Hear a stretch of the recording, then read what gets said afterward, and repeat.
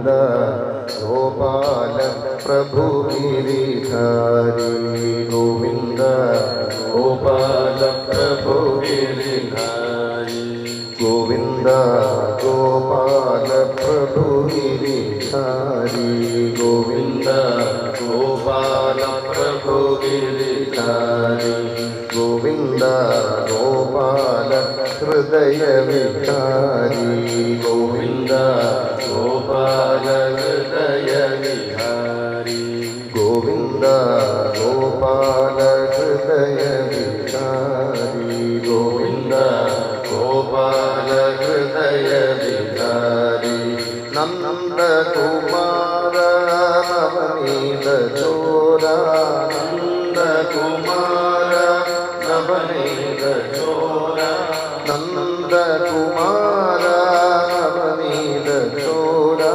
നന്ദകുമാര നവനീത ചോര ഹൃദയ വിഹാര ബടാ ചിത്ത ചോര ഹൃദയ വിഹാര ബടാ ചിത്ത ചോര ഹൃദയ വിഹാര ബടാ ചിത്ത ചോര ഹൃദയ വിഹാര ബടാ ചിത്ത ചോര ഗോവിന്ദ ഗോപാല പ്രഭു ഗിരിധാരി ഗോവിന്ദ ഗോപാല പ്രഭു ഗിരിധാരി ഗോവിന്ദ ഗോപാല ഹൃദയ വിഹാരി ഗോവിന്ദ ഗോപാല ഹൃദയ വിഹാരി നന്ദകുമാര നവനീത ചോര നന്ദകുമാര നവനീത ചോര നന്ദകുമാര നവനീത ചോര നന്ദകുമാര നവനീത ചോര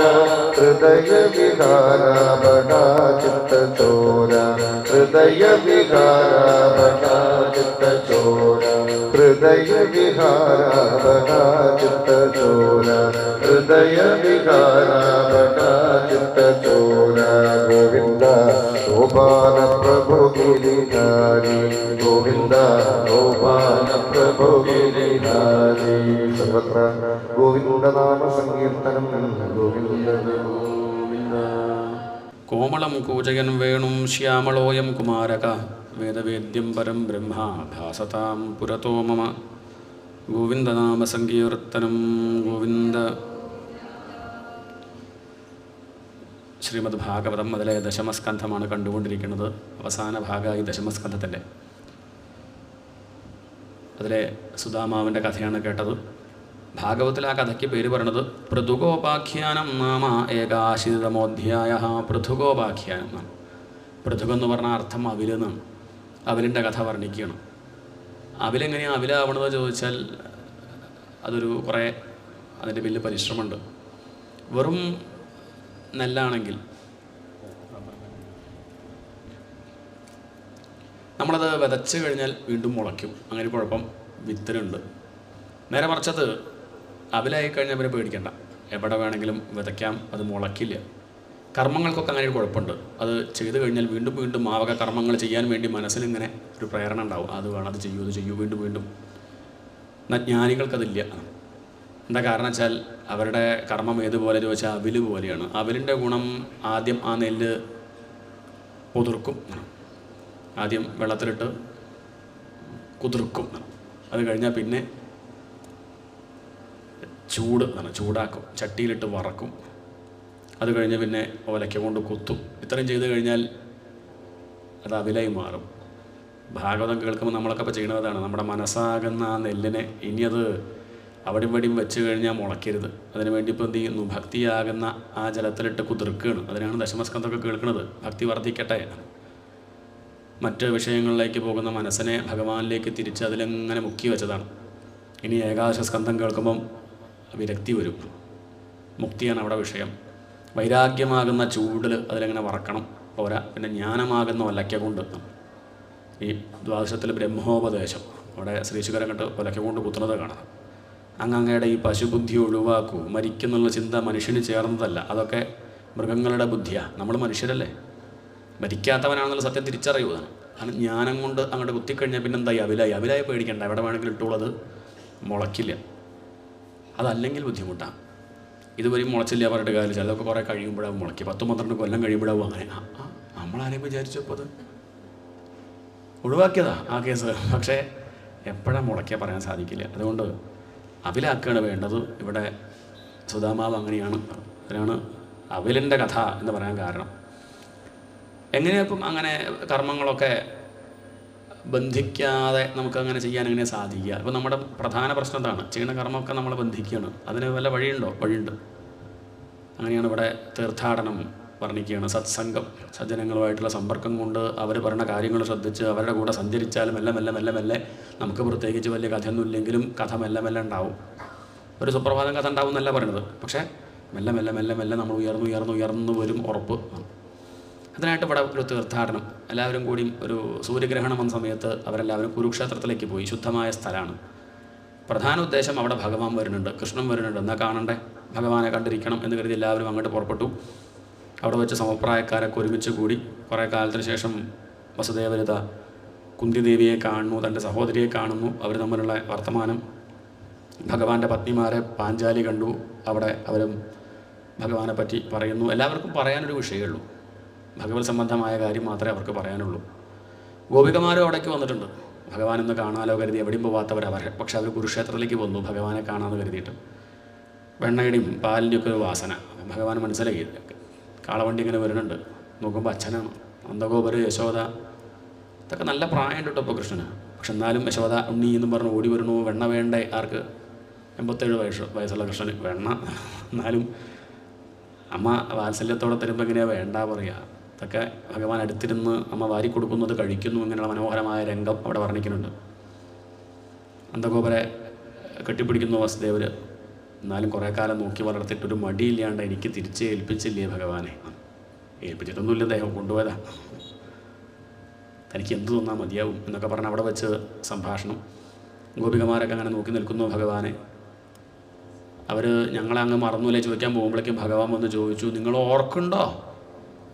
അങ്ങനെ ഒരാളെ നിങ്ങൾ ഓർക്കുന്നുണ്ടോ എന്ന് ഭഗവാൻ അങ്ങോട്ട് ചോദിക്കുകയാണ്. നിങ്ങൾ വിചാരിക്കും എനിക്ക് നിങ്ങളോട് ഒരു സ്നേഹവും ഇല്ല എന്ന്. എന്നാൽ വാസ്തവം അങ്ങനെയല്ല ഗോപികളെ. ശരിക്കും പറഞ്ഞാൽ നിങ്ങളിൽ നിന്ന് വിട്ട് ഞാൻ പോയിട്ടേ ഇല്ല. പോയാലല്ലേ തിരിച്ചു വരണ്ടു. നിങ്ങളിൽ നിന്ന് വിട്ടിട്ട് ഞാൻ പോയിട്ടില്ല. നമ്മുടെ യാത്ര പറഞ്ഞാൽ നമുക്ക് വല്ല സ്വാതന്ത്ര്യം ഉണ്ടോ? ശരീരം പല ദിക്കിലും ഇങ്ങനെ നിൽക്കുന്നുണ്ടാവും, പക്ഷെ മനസ്സ് നിങ്ങളുടെ കൂടെ തന്നെയാണ്. അതല്ലാണ്ട് പറ്റൂല. അവനവൻ്റെ കാര്യങ്ങൾ നോക്കാൻ വേണ്ടി പോകണ്ടേ? അവിടുന്ന് 10-11 വയസ്സ് കഴിഞ്ഞ് മധുരയ്ക്ക് വരാണ്ടിരിക്കാൻ പറ്റുമോ? എന്തൊക്കെ കാര്യങ്ങളുള്ളത് നിങ്ങൾക്ക് മനസ്സിലായില്ലേ? അച്ഛനും അമ്മയുടെയും കാര്യം നോക്കണ്ടേ? ജയിലിലല്ലേ അവർ അത് ശരിയാക്കണ്ടേ? അത് പിന്നെ ഗോപികമാരില്ലല്ലോ സംസാരം നേരെയാക്കാൻ.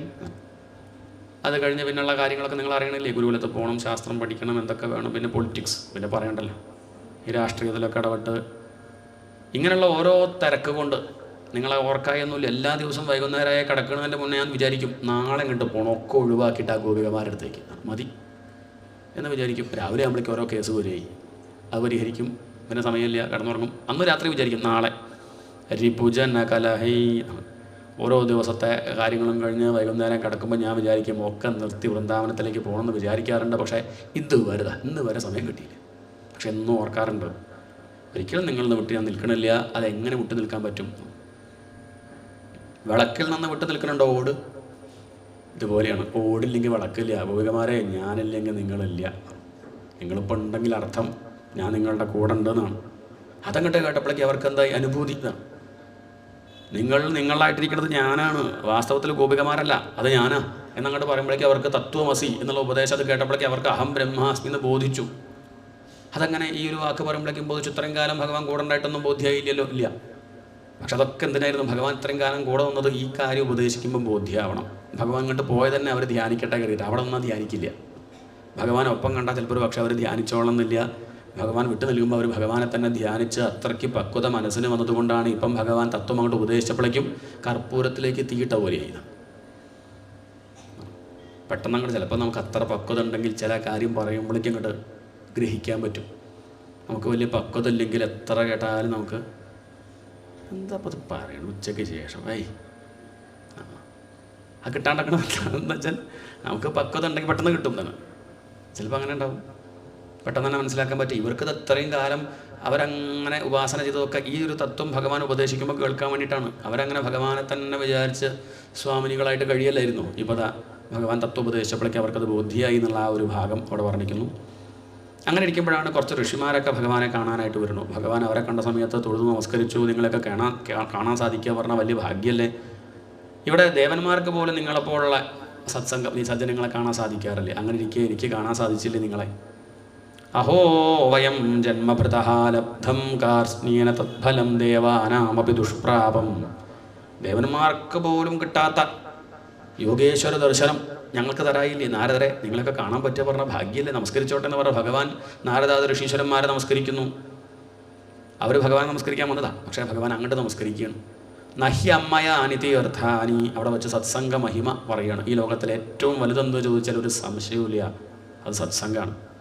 ഇവിടെയുള്ള തീർത്ഥാടനവും മുങ്ങിക്കുളിയും പല നദികൾ പോയി മുങ്ങണതും പലതരത്തിലുള്ള ഉപാസന ചെയ്യണതും വഴിപാട് കഴിക്കണതും പൂജ കഴിക്കണതും അമ്പലങ്ങളിൽ തൊഴുന്നതൊക്കെ എന്തിന് ചോദിച്ചാൽ ഒറ്റ ഫലം, എന്നല്ലെങ്കിൽ നാളെ സത്സംഗം തരാവണേ. നഹ്യ അമ്മയ അനിതീർത്ഥാനി. ഇവിടെയുള്ള ജലങ്ങൾക്കൊന്നും അങ്ങനെ സജ്ജനങ്ങളെപ്പോലെ ശുദ്ധീകരിക്കാനുള്ള കഴിവൊന്നുമില്ല. ആരാ പറയുന്നത്? ഭഗവാൻ തന്നെ പറയട്ടോ. എത്രയോ കാലം പുണ്യനദിയിൽ മുങ്ങിക്കഴിഞ്ഞാൽ ഒരു പക്ഷേ ഹൃദയം ശുദ്ധമായത് വന്നേക്കാൻ ഒരൊറ്റ മുങ്ങൽ കൊണ്ട് തന്നെ ശുദ്ധാവും തോന്നുന്നുണ്ടോ? അങ്ങനെയാണെന്ന് നമ്മളൊക്കെ എവിടെയൊക്കെ മുങ്ങി വന്നവരാ. ശുദ്ധായോ ഒറ്റ മുങ്ങൽ അങ്ങോട്ട്. അങ്ങനെ ഒരു മുങ്ങൽ മുങ്ങുമ്പോഴേക്ക് മുക്തി കിട്ടിച്ചല്ല. തവളയ്ക്കൊക്കെ എന്നോ മുക്തി കിട്ടണം. എന്നും ഗംഗയിൽ മുങ്ങുന്നുണ്ട്. അങ്ങനെ ഇങ്ങോട്ട് കിട്ടല്ല. ആ ഗംഗ പുണ്യനദി പറയാൻ കാരണം എന്താണെന്നറിയോ? ഗംഗയ്ക്കായിട്ട് പുണ്യമുണ്ടെന്നല്ല, ആ ഗംഗാതീരത്ത് ശ്രീശുകരെ പോലെ നാരദരെ പോലെ മഹർഷീശ്വരന്മാരെല്ലാം തിരിച്ചു വന്ന നിഷ്കളങ്കരായ ഹൃദയത്തിൽ ഭഗവാന് മാത്രം വെച്ച മഹാത്മാക്കൾ ആ ചുറ്റുവട്ടത്തുള്ളത് കൊണ്ടാണ് ഗംഗ പുണ്യനദി എന്ന് പറയാൻ കാരണം. നഹ്യമ്മയാനി തീർത്ഥാനി നദേവാമൃച്ഛിലാമയ.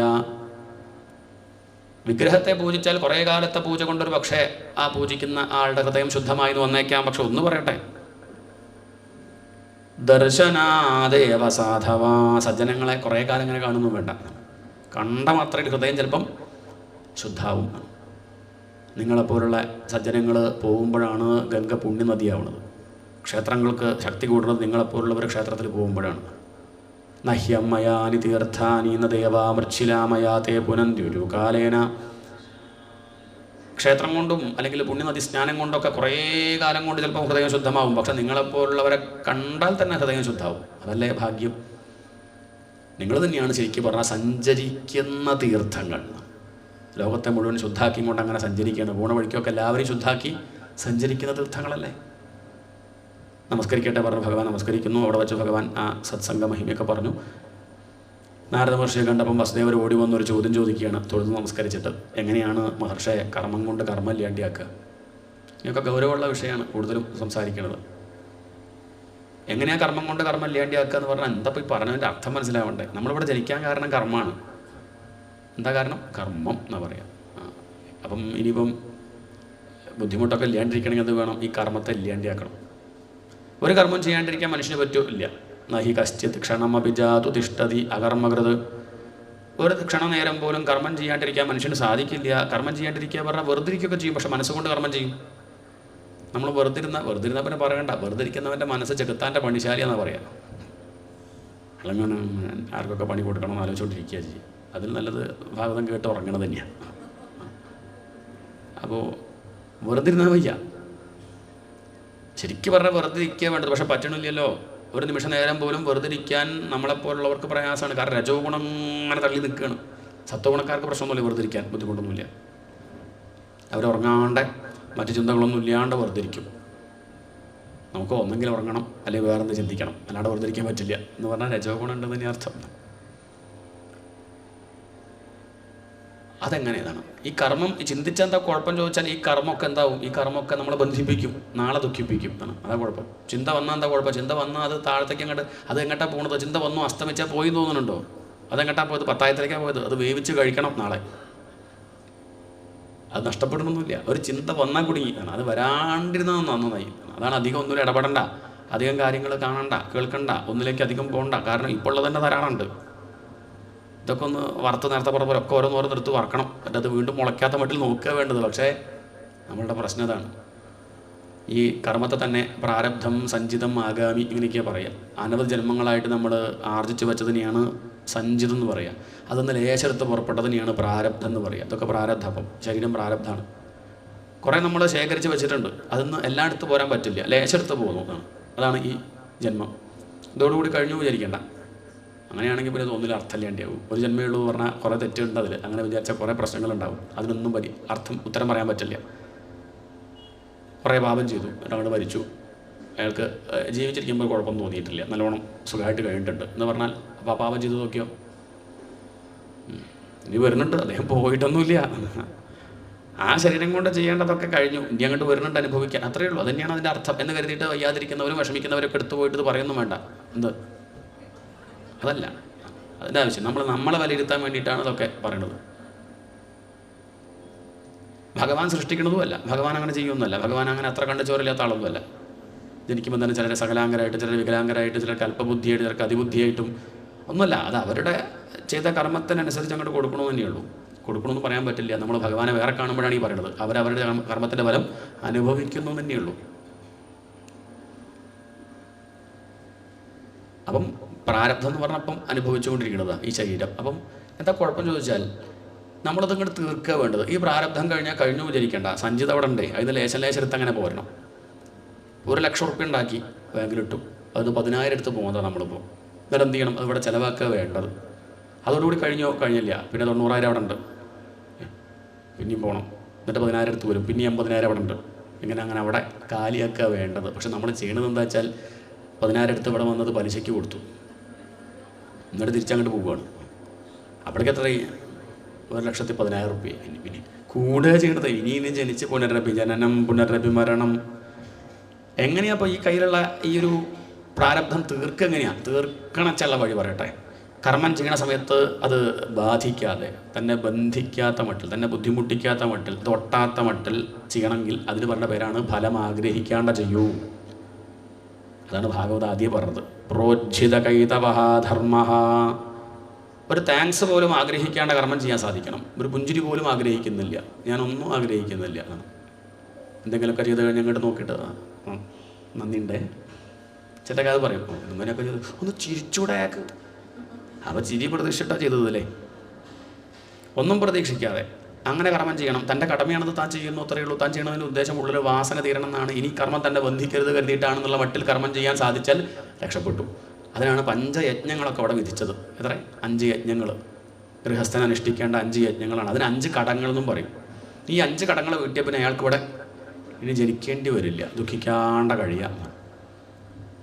അധ്യാപനം ബ്രഹ്മയജ്ഞ പിതൃയജ്ഞസ്തു തർപ്പണം ദൈവോ ഹോമോ ബലിർഭൂതോ നിർയജ്ഞോ അതിഥി പൂജനം, അങ്ങനെയാണ് പറയുക. അധ്യാപനം ബ്രഹ്മയജ്ഞ, ആദ്യത്തെ യജ്ഞം ബ്രഹ്മയജ്ഞമാണ്. അതിന് പറഞ്ഞ പേര് ഋഷിക്കടം വീട്ടുക എന്നാണ്. ഋഷിമാരോട് നമുക്ക് കടണ്ട്. നമ്മൾ നേരെയാവട്ടെ കരുതി അനവധി ഋഷിമാർ പല പുസ്തകങ്ങളും ഇവിടെ രചിച്ചു വെച്ചു. ഇതിൽ ഏതെങ്കിലും ഒന്നെടുത്ത് വായിച്ച് ശ്രദ്ധിച്ച് അതിനനുസരിച്ച് ജീവിക്കുക വേണ്ടത്, എന്നാൽ ദുഃഖിക്കേണ്ട കഴിയുക. ഇപ്പോൾ നമ്മൾ ചെയ്യുന്നത് ഋഷികടം വീട്ടുക. 7 ദിവസം ഭാഗവതമൊക്കെ ശ്രദ്ധിച്ച് ഇങ്ങനെ കേൾക്കുകയാണെങ്കിൽ നമ്മൾ ചെയ്യുന്നത് എന്താ? ഋഷിമാരോടുള്ള കടം വീട്ടുകയാണ്. ഇപ്പോൾ എന്തായി? ബ്രഹ്മയജ്ഞമാണ് നമ്മൾ അനുഷ്ഠിക്കുന്നത്. കാരണം ഇത് ഭാഗവത ശാസ്ത്രം എടുത്ത് അത് കുറച്ചൊക്കെ ശ്രദ്ധിച്ച് ഇങ്ങനെ പഠിക്കുകയല്ലേ. അപ്പം ബ്രഹ്മയജ്ഞം ചെയ്യുകയാണ്.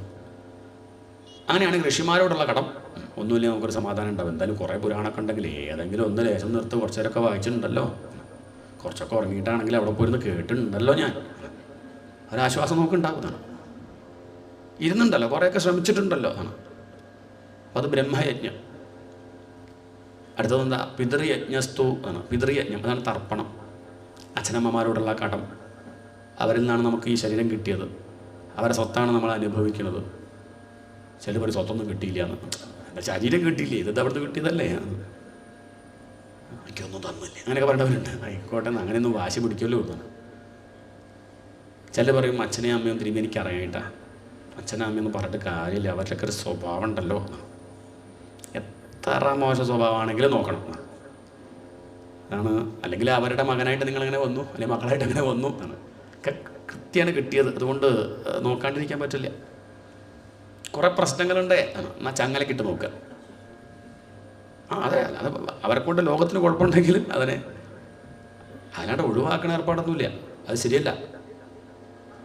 പിതൃയജ്ഞസ്തു തർപ്പണം, അച്ഛനമ്മമാരെ നോക്കുക, കണ്ണുരുട്ടി നോക്കല്ല, അതൊക്കെ ഇപ്പോൾ നല്ലോണം ഉണ്ട്. അതല്ല പറയണത്, അവരെ ശുശ്രൂഷിക്കുക. തർപ്പണം എന്ന് പറഞ്ഞാൽ തൃപ്തിപ്പെടുത്തുക. എന്ത് ചെയ്താലാണോ അവർക്ക് സന്തോഷമാവുക ആ മട്ടിൽ പെരുമാറുക എന്ന് പറഞ്ഞാൽ അവർക്ക് അധർമ്മം ചെയ്യണം വെച്ചാൽ കൂട്ട് നിൽക്കണമെന്നല്ല, അതല്ല, ന്യായമായിട്ടുള്ള കാര്യങ്ങൾ. അതാണ് തർപ്പണം. അത് വേണം. പ്രായമായി കഴിഞ്ഞാൽ ഒപ്പം ഉണ്ടാവുക വേണ്ടത്. നല്ല വർത്തമാനമൊക്കെ പറയുക, അടുത്തിരിക്കുക, അവരെ ശ്രദ്ധിക്കുന്നുണ്ടെന്നൊരു തോന്നൽ അവർക്ക് ഉണ്ടാവണം. ഒപ്പം ഉണ്ടിട്ടോ. അതാണ്. പ്രായമുള്ളവരൊക്കെ നമ്മൾ കൂടുതലും കാണുന്നില്ല. എന്നും വിഷമല്ലേ അവർക്ക്. അതാണ് പ്രധാന വിഷമം. എന്താ? മക്കളൊന്നും പടല്ലത്. നമ്മൾ ഇടയ്ക്കൊന്ന് വിളിക്കുക, അതാണ്. വിളിച്ച് സംസാരിക്കുകയൊക്കെ ചെയ്യുക. അതാണ്. അങ്ങനെ കൂടെ ഉണ്ടെന്ന് കാശ് അയച്ചു കൊടുത്തിട്ടൊന്നും കാര്യമില്ല. അതൊന്നല്ല വേണ്ടത്. കൂടെ ഉണ്ടെന്ന് തോന്നണം. കുറച്ച് വല്ലാണ്ട് പ്രായമാകുമ്പോൾ ഒപ്പം ഉണ്ടാവണം, അവരെ ശുശ്രൂഷിക്കണം.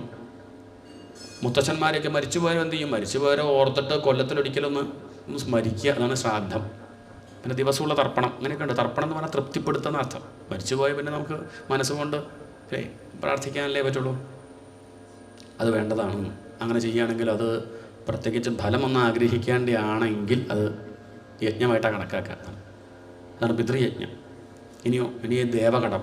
നമുക്ക് ഇന്ദ്രിയങ്ങൾക്കൊന്നും വലിയ കുഴപ്പമില്ലാണ്ടിരിക്കണമെങ്കിൽ ഈ പറയുന്നത് കേൾക്കാനും ചിന്തിക്കാനും കാണാനും വാസനിക്കാനും ഒക്കെ സാധിക്കുന്നത് അവിടെയൊക്കെ കുറേ ദേവതകൾ ഇരിക്കുന്നത് കൊണ്ടാണ്. അതല്ലെങ്കിൽ നമ്മൾ വിചാരിച്ചാലും കൈ പൊന്തിക്കണം വിചാരിച്ചിട്ട് കാര്യമില്ല. കൈ പൊന്തണ്ടേ? അങ്ങനെ പൊന്തനുണ്ടെങ്കിൽ കയ്യിലും കാലിലും കണ്ണിലും ഒക്കെ ചില ദേവതകൾ ഇരിക്കുന്നത് കൊണ്ടാണെന്നാണ് സങ്കല്പം. അതുകൊണ്ട് ദേവതകളെ പൂജിക്കണം. അതാണ് ഹോമം. യാഗം ചെയ്യുന്നു, ഹോമം ചെയ്യുന്നു, പൂജ കഴിക്കുന്നു. അതിൻ്റെ ഒരു ഭാഗമാണ് ക്ഷേത്രാരാധന. എന്നും അമ്പലത്തേക്ക് വന്നാൽ തന്നെ അതതിൽ പെട്ടു. വന്നു, പ്രദക്ഷിണം വെച്ചു, നമസ്കരിച്ചു, തൊഴുതു, പ്രാർത്ഥിച്ചു, അതെ കുഴപ്പമില്ല. വഴിപാടെന്തെങ്കിലും കഴിച്ചു, അതതിൽ പെടും. ഒന്നുമില്ലെങ്കിൽ അതെങ്കിലും ചെയ്യണം. പണ്ട് കാലത്ത് യാഗം, യജ്ഞം അല്ലെങ്കിൽ ആ ദ്രവ്യം ഇല്ലാത്ത ആൾക്ക് കൊടുത്താലും മതി. സാധുക്കളാണ്, സജ്ജനങ്ങളാണ്, ഇല്ലാത്തവരാണ്, പാവങ്ങളാണെന്നുണ്ടെങ്കിൽ അവിടുത്തെ പോലെ സഹായിച്ചാലും അതിൽ യജ്ഞമായിട്ടാണ് കണക്കാക്കുക. യജ്ഞം എന്ന് പറഞ്ഞാൽ ലോക നന്മ എന്നർത്ഥം. എന്താണ്? ലോക നന്മ പ്രാർത്ഥിച്ചും കൊണ്ട് ചെയ്യുന്ന കർമ്മങ്ങളൊക്കെ അതിൽ പെടും. അങ്ങനെയാണെങ്കിൽ ദേവകടം വീട്ടും. ഇനി ഭൂതയജ്ഞം. ജീവജാലങ്ങളുടെ കാരുണ്യം കൊണ്ടാണ് നമ്മൾ കഴിഞ്ഞു പോകുന്നത്. അവർക്ക് അവകാശപ്പെട്ട സ്ഥലമാണ് നമ്മൾ തട്ടിയെടുത്തത്. അതുകൊണ്ട് അവർക്ക് കൊടുക്കേണ്ട ചുമതല നമുക്കുണ്ട്. അവർ രാവിലെ ഭക്ഷണമൊക്കെ ഉണ്ടാക്കുമ്പോൾ കുറച്ച് മാറ്റി വെച്ചിട്ട് എന്ത് ചെയ്യണം? അവർക്ക് കൊടുക്കണം. പുറത്തെവിടെയും കൊണ്ടുവയ്ക്കുക, കുറച്ച് വെള്ളവും ഭക്ഷണവും വയ്ക്കുക. ഏതെങ്കിലും പക്ഷികളോ ജന്തുക്കളോ വന്ന് കഴിക്കട്ടെ. കാരണം അവർക്കും അവകാശപ്പെട്ടതാണ്. അവർക്ക് അവകാശപ്പെട്ടതല്ല പറഞ്ഞ് നമ്മളത് സ്വന്തം വിചാരിച്ചിരിക്കുകയാണ്. അല്ല, നമ്മളുടെ മുന്നേ വന്നവരാ ജന്തുക്കളൊക്കെ. മനുഷ്യനെ കണ്ട് എത്തിയപ്പോൾ എന്തായി? അവരൊക്കെ അങ്ങോട്ട് പിടിച്ച് പുറത്താക്കി. എൻ്റെ ഈ സ്ഥലം എൻ്റെ എന്ന് പറഞ്ഞിട്ട്. എട്ടുകാലിക്ക് അവകാശപ്പെട്ടതാണ്, പല്ലിക്ക് അവകാശപ്പെട്ടതാണ്, പഴുതാരയ്ക്ക് അവകാശപ്പെട്ടതാണ്. ഇതൊക്കെ വീട്ടിൽ വളർത്തണമെന്നല്ല, അതല്ല പറഞ്ഞത്. പക്ഷെ അവർക്കൊക്കെ അവകാശപ്പെട്ടതാണെന്നൊരു വിചാരം നമുക്കുണ്ടാവണം. അത് ശ്രദ്ധിക്കണം. അതുകൊണ്ട് കുറേശ്ശെ ജന്തുക്കൾക്ക് തന്നെ ആശ്രയിച്ച ജന്തുക്കളൊക്കെ ഉണ്ടാവേ, അവർക്കുള്ളത് കൂടി നമ്മൾ എടുത്തു വെച്ചിട്ടുണ്ട്. അതുകൊണ്ട് അവർക്കൊക്കെ കൊടുക്കേണ്ട ചുമതല ഉണ്ട്. അങ്ങനെയാണെങ്കിൽ അവരെ കൊണ്ടുള്ള ശല്യം നമുക്കുണ്ടാവില്ല. എന്താണ്? അല്ലെങ്കിൽ അവരെ കൊണ്ടുള്ള ശല്യം നമുക്കുണ്ടാവും. അപ്പോൾ അവർക്കൊക്കെ കുറേശ്ശെ കൊടുത്താൽ അങ്ങനത്തെ ബുദ്ധിമുട്ടൊന്നും ഉണ്ടാവില്ല. ഇനി മനുഷ്യരുടെ സഹകരണം ഇല്ലെങ്കിൽ ജീവിക്കാൻ പറ്റും തോന്നുന്നുണ്ടോ? മനുഷ്യരുടെ സമൂഹ ജീവിയല്ലേ. മറ്റ് മനുഷ്യരില്ലെങ്കിൽ എങ്ങനെ കഴിഞ്ഞുകൂടും? നമുക്കിപ്പം ഇവിടെ അങ്ങനെ ഇരുന്ന് ഉച്ചയാകുമ്പോൾ ഭക്ഷണം കഴിക്കണം വെച്ചാൽ എത്ര പേര് അവിടെ കഷ്ടപ്പെടുന്നുണ്ട്. ഭക്ഷണം നുറുക്കി ആ സമയമാകുമ്പോഴേക്കും ഒക്കെ വേവിച്ച് നേരെയാക്കി ചോറൊക്കെ റെഡി ചെയ്തുകൊണ്ട് നമുക്ക് കഴിക്കാൻ പറ്റുന്നുണ്ട്. എത്രയോ പേര് കഷ്ടപ്പെടുന്നത് കൊണ്ടാണ് ഞാൻ ഇന്ന് ഉണ്ണണത്, ഇന്ന് ഉടുക്കണത്. ഞാൻ എൻ്റെ പറമ്പിലുണ്ടാക്കി കഴിക്കണമെന്നല്ല, ഒക്കെ പലരും പല ദിക്കുന്നുണ്ടാക്കി അതൊക്കെ നമ്മൾ കഴിക്കുകയാണ്. അപ്പോൾ അതുകൊണ്ട് ഇതൊക്കെ ഉണ്ടാക്കിയ ആളെ പോയി നമസ്കരിക്കേണ്ടതാണ്. പക്ഷേ ഇതിപ്പോൾ ഇവിടുന്ന് തക്കാളി ഉണ്ടാക്കി ആരെ ഉണ്ടാക്കി പറഞ്ഞ് കണ്ടുപിടിച്ച് നമസ്കരിക്കാനൊന്നും പറ്റില്ലല്ലോ. അതുകൊണ്ട് എന്ത് ചെയ്യണം? മനസ്സുകൊണ്ടൊന്ന് നമസ്കരിക്കുക. യാദൃച്ഛികമായിട്ട് വീട്ടിലേക്ക് വരുന്നവരൊന്ന് നമസ്തേ പറയാൻ ബുദ്ധിമുട്ടുണ്ടോ? വീട്ടിലേക്ക് വരുന്നവരോട് നമസ്തേ, നമസ്കാരം, ഇരിക്കൂ, 3:30 ചായ കുടിക്കണോ, ചായയോ കാപ്പിയോ എന്തെങ്കിലും എന്താ വേണ്ടോ, മധുരം വേണോ ഇല്ലാണ്ടിയാണോ, നമുക്കൊന്ന് ചോദിക്കണേ, കുഴപ്പമുണ്ടോ? അതാണ് അതിഥി പൂജ. അതിന് ശത്രുവാണെങ്കിലും വീട്ടിൽ വന്നാൽ ഇരിക്കൂ എന്ന് പറഞ്ഞ് അദ്ദേഹത്തെ സൽക്കരിക്കണം. കാരണം ഇങ്ങനെ പലരുള്ളത് കൊണ്ടാണ് ഞാൻ കഴിഞ്ഞു കൂടണം എന്നുള്ള കാര്യം മനസ്സിലാക്കണം. ഇവിടുന്ന് നമ്മളങ്ങോട്ട് വീണാൽ കൊണ്ടുപോകാൻ ആരുണ്ടാവുക? ഇവിടെ ഉള്ളവരല്ലേ ഉണ്ടാവുള്ളൂ. ഞാനങ്ങോട്ട് വീണാൽ എൻ്റെ ഭാര്യയും കുട്ടിയും വരുമോ? ഇവിടെ നിങ്ങൾ തന്നെ വരുള്ളൂ കൊണ്ടുപോകാൻ. അവർക്ക് ഇവിടെ എത്താൻ പറ്റില്ല. അതുകൊണ്ട് നിങ്ങളെ ഞാൻ എപ്പോഴും എങ്ങനെ കാണണം? ഞാൻ അങ്ങോട്ട് വീഴാച്ചാൽ കൊണ്ടുപോകേണ്ടവരാണെന്ന് അങ്ങനെ കണ്ടാൽ മതി. എന്നവന് വലിയ കുഴപ്പമുണ്ടാവില്ല, ദേഷ്യപ്പെടില്ല. കാരണം അങ്ങോട്ട് വീട് വെച്ചാൽ കൊണ്ടുപോകേണ്ടവരല്ലേ. ഈ ചിന്ത എപ്പോഴും വെച്ചാൽ ആരോടും നമുക്കെന്തുണ്ടാവില്ല, വിദ്വേഷം ഉണ്ടാവില്ല. അതിഥി പൂജനം. വീട്ടിലേക്ക് യാദർച്ഛികമായിട്ട് കയറി വരുന്നവരോട് നല്ല രീതിയിൽ പെരുമാറണം. ഇത്രയും നമ്മൾ നിസ്വാർത്ഥമായിട്ടാണ് ചെയ്യണതെങ്കിൽ ഇത് മതി. അവർക്ക് പ്രാരബ്ധം കഴിഞ്ഞു, ഇനി ജനിക്കേണ്ടി വരില്ല എന്നങ്ങനെ പഞ്ചയജ്ഞങ്ങളെ പറ്റിയൊക്കെ പറഞ്ഞു കൊടുക്കുകയാണ്. അങ്ങനെയൊക്കെ ദേവകടാണ് ബാക്കി.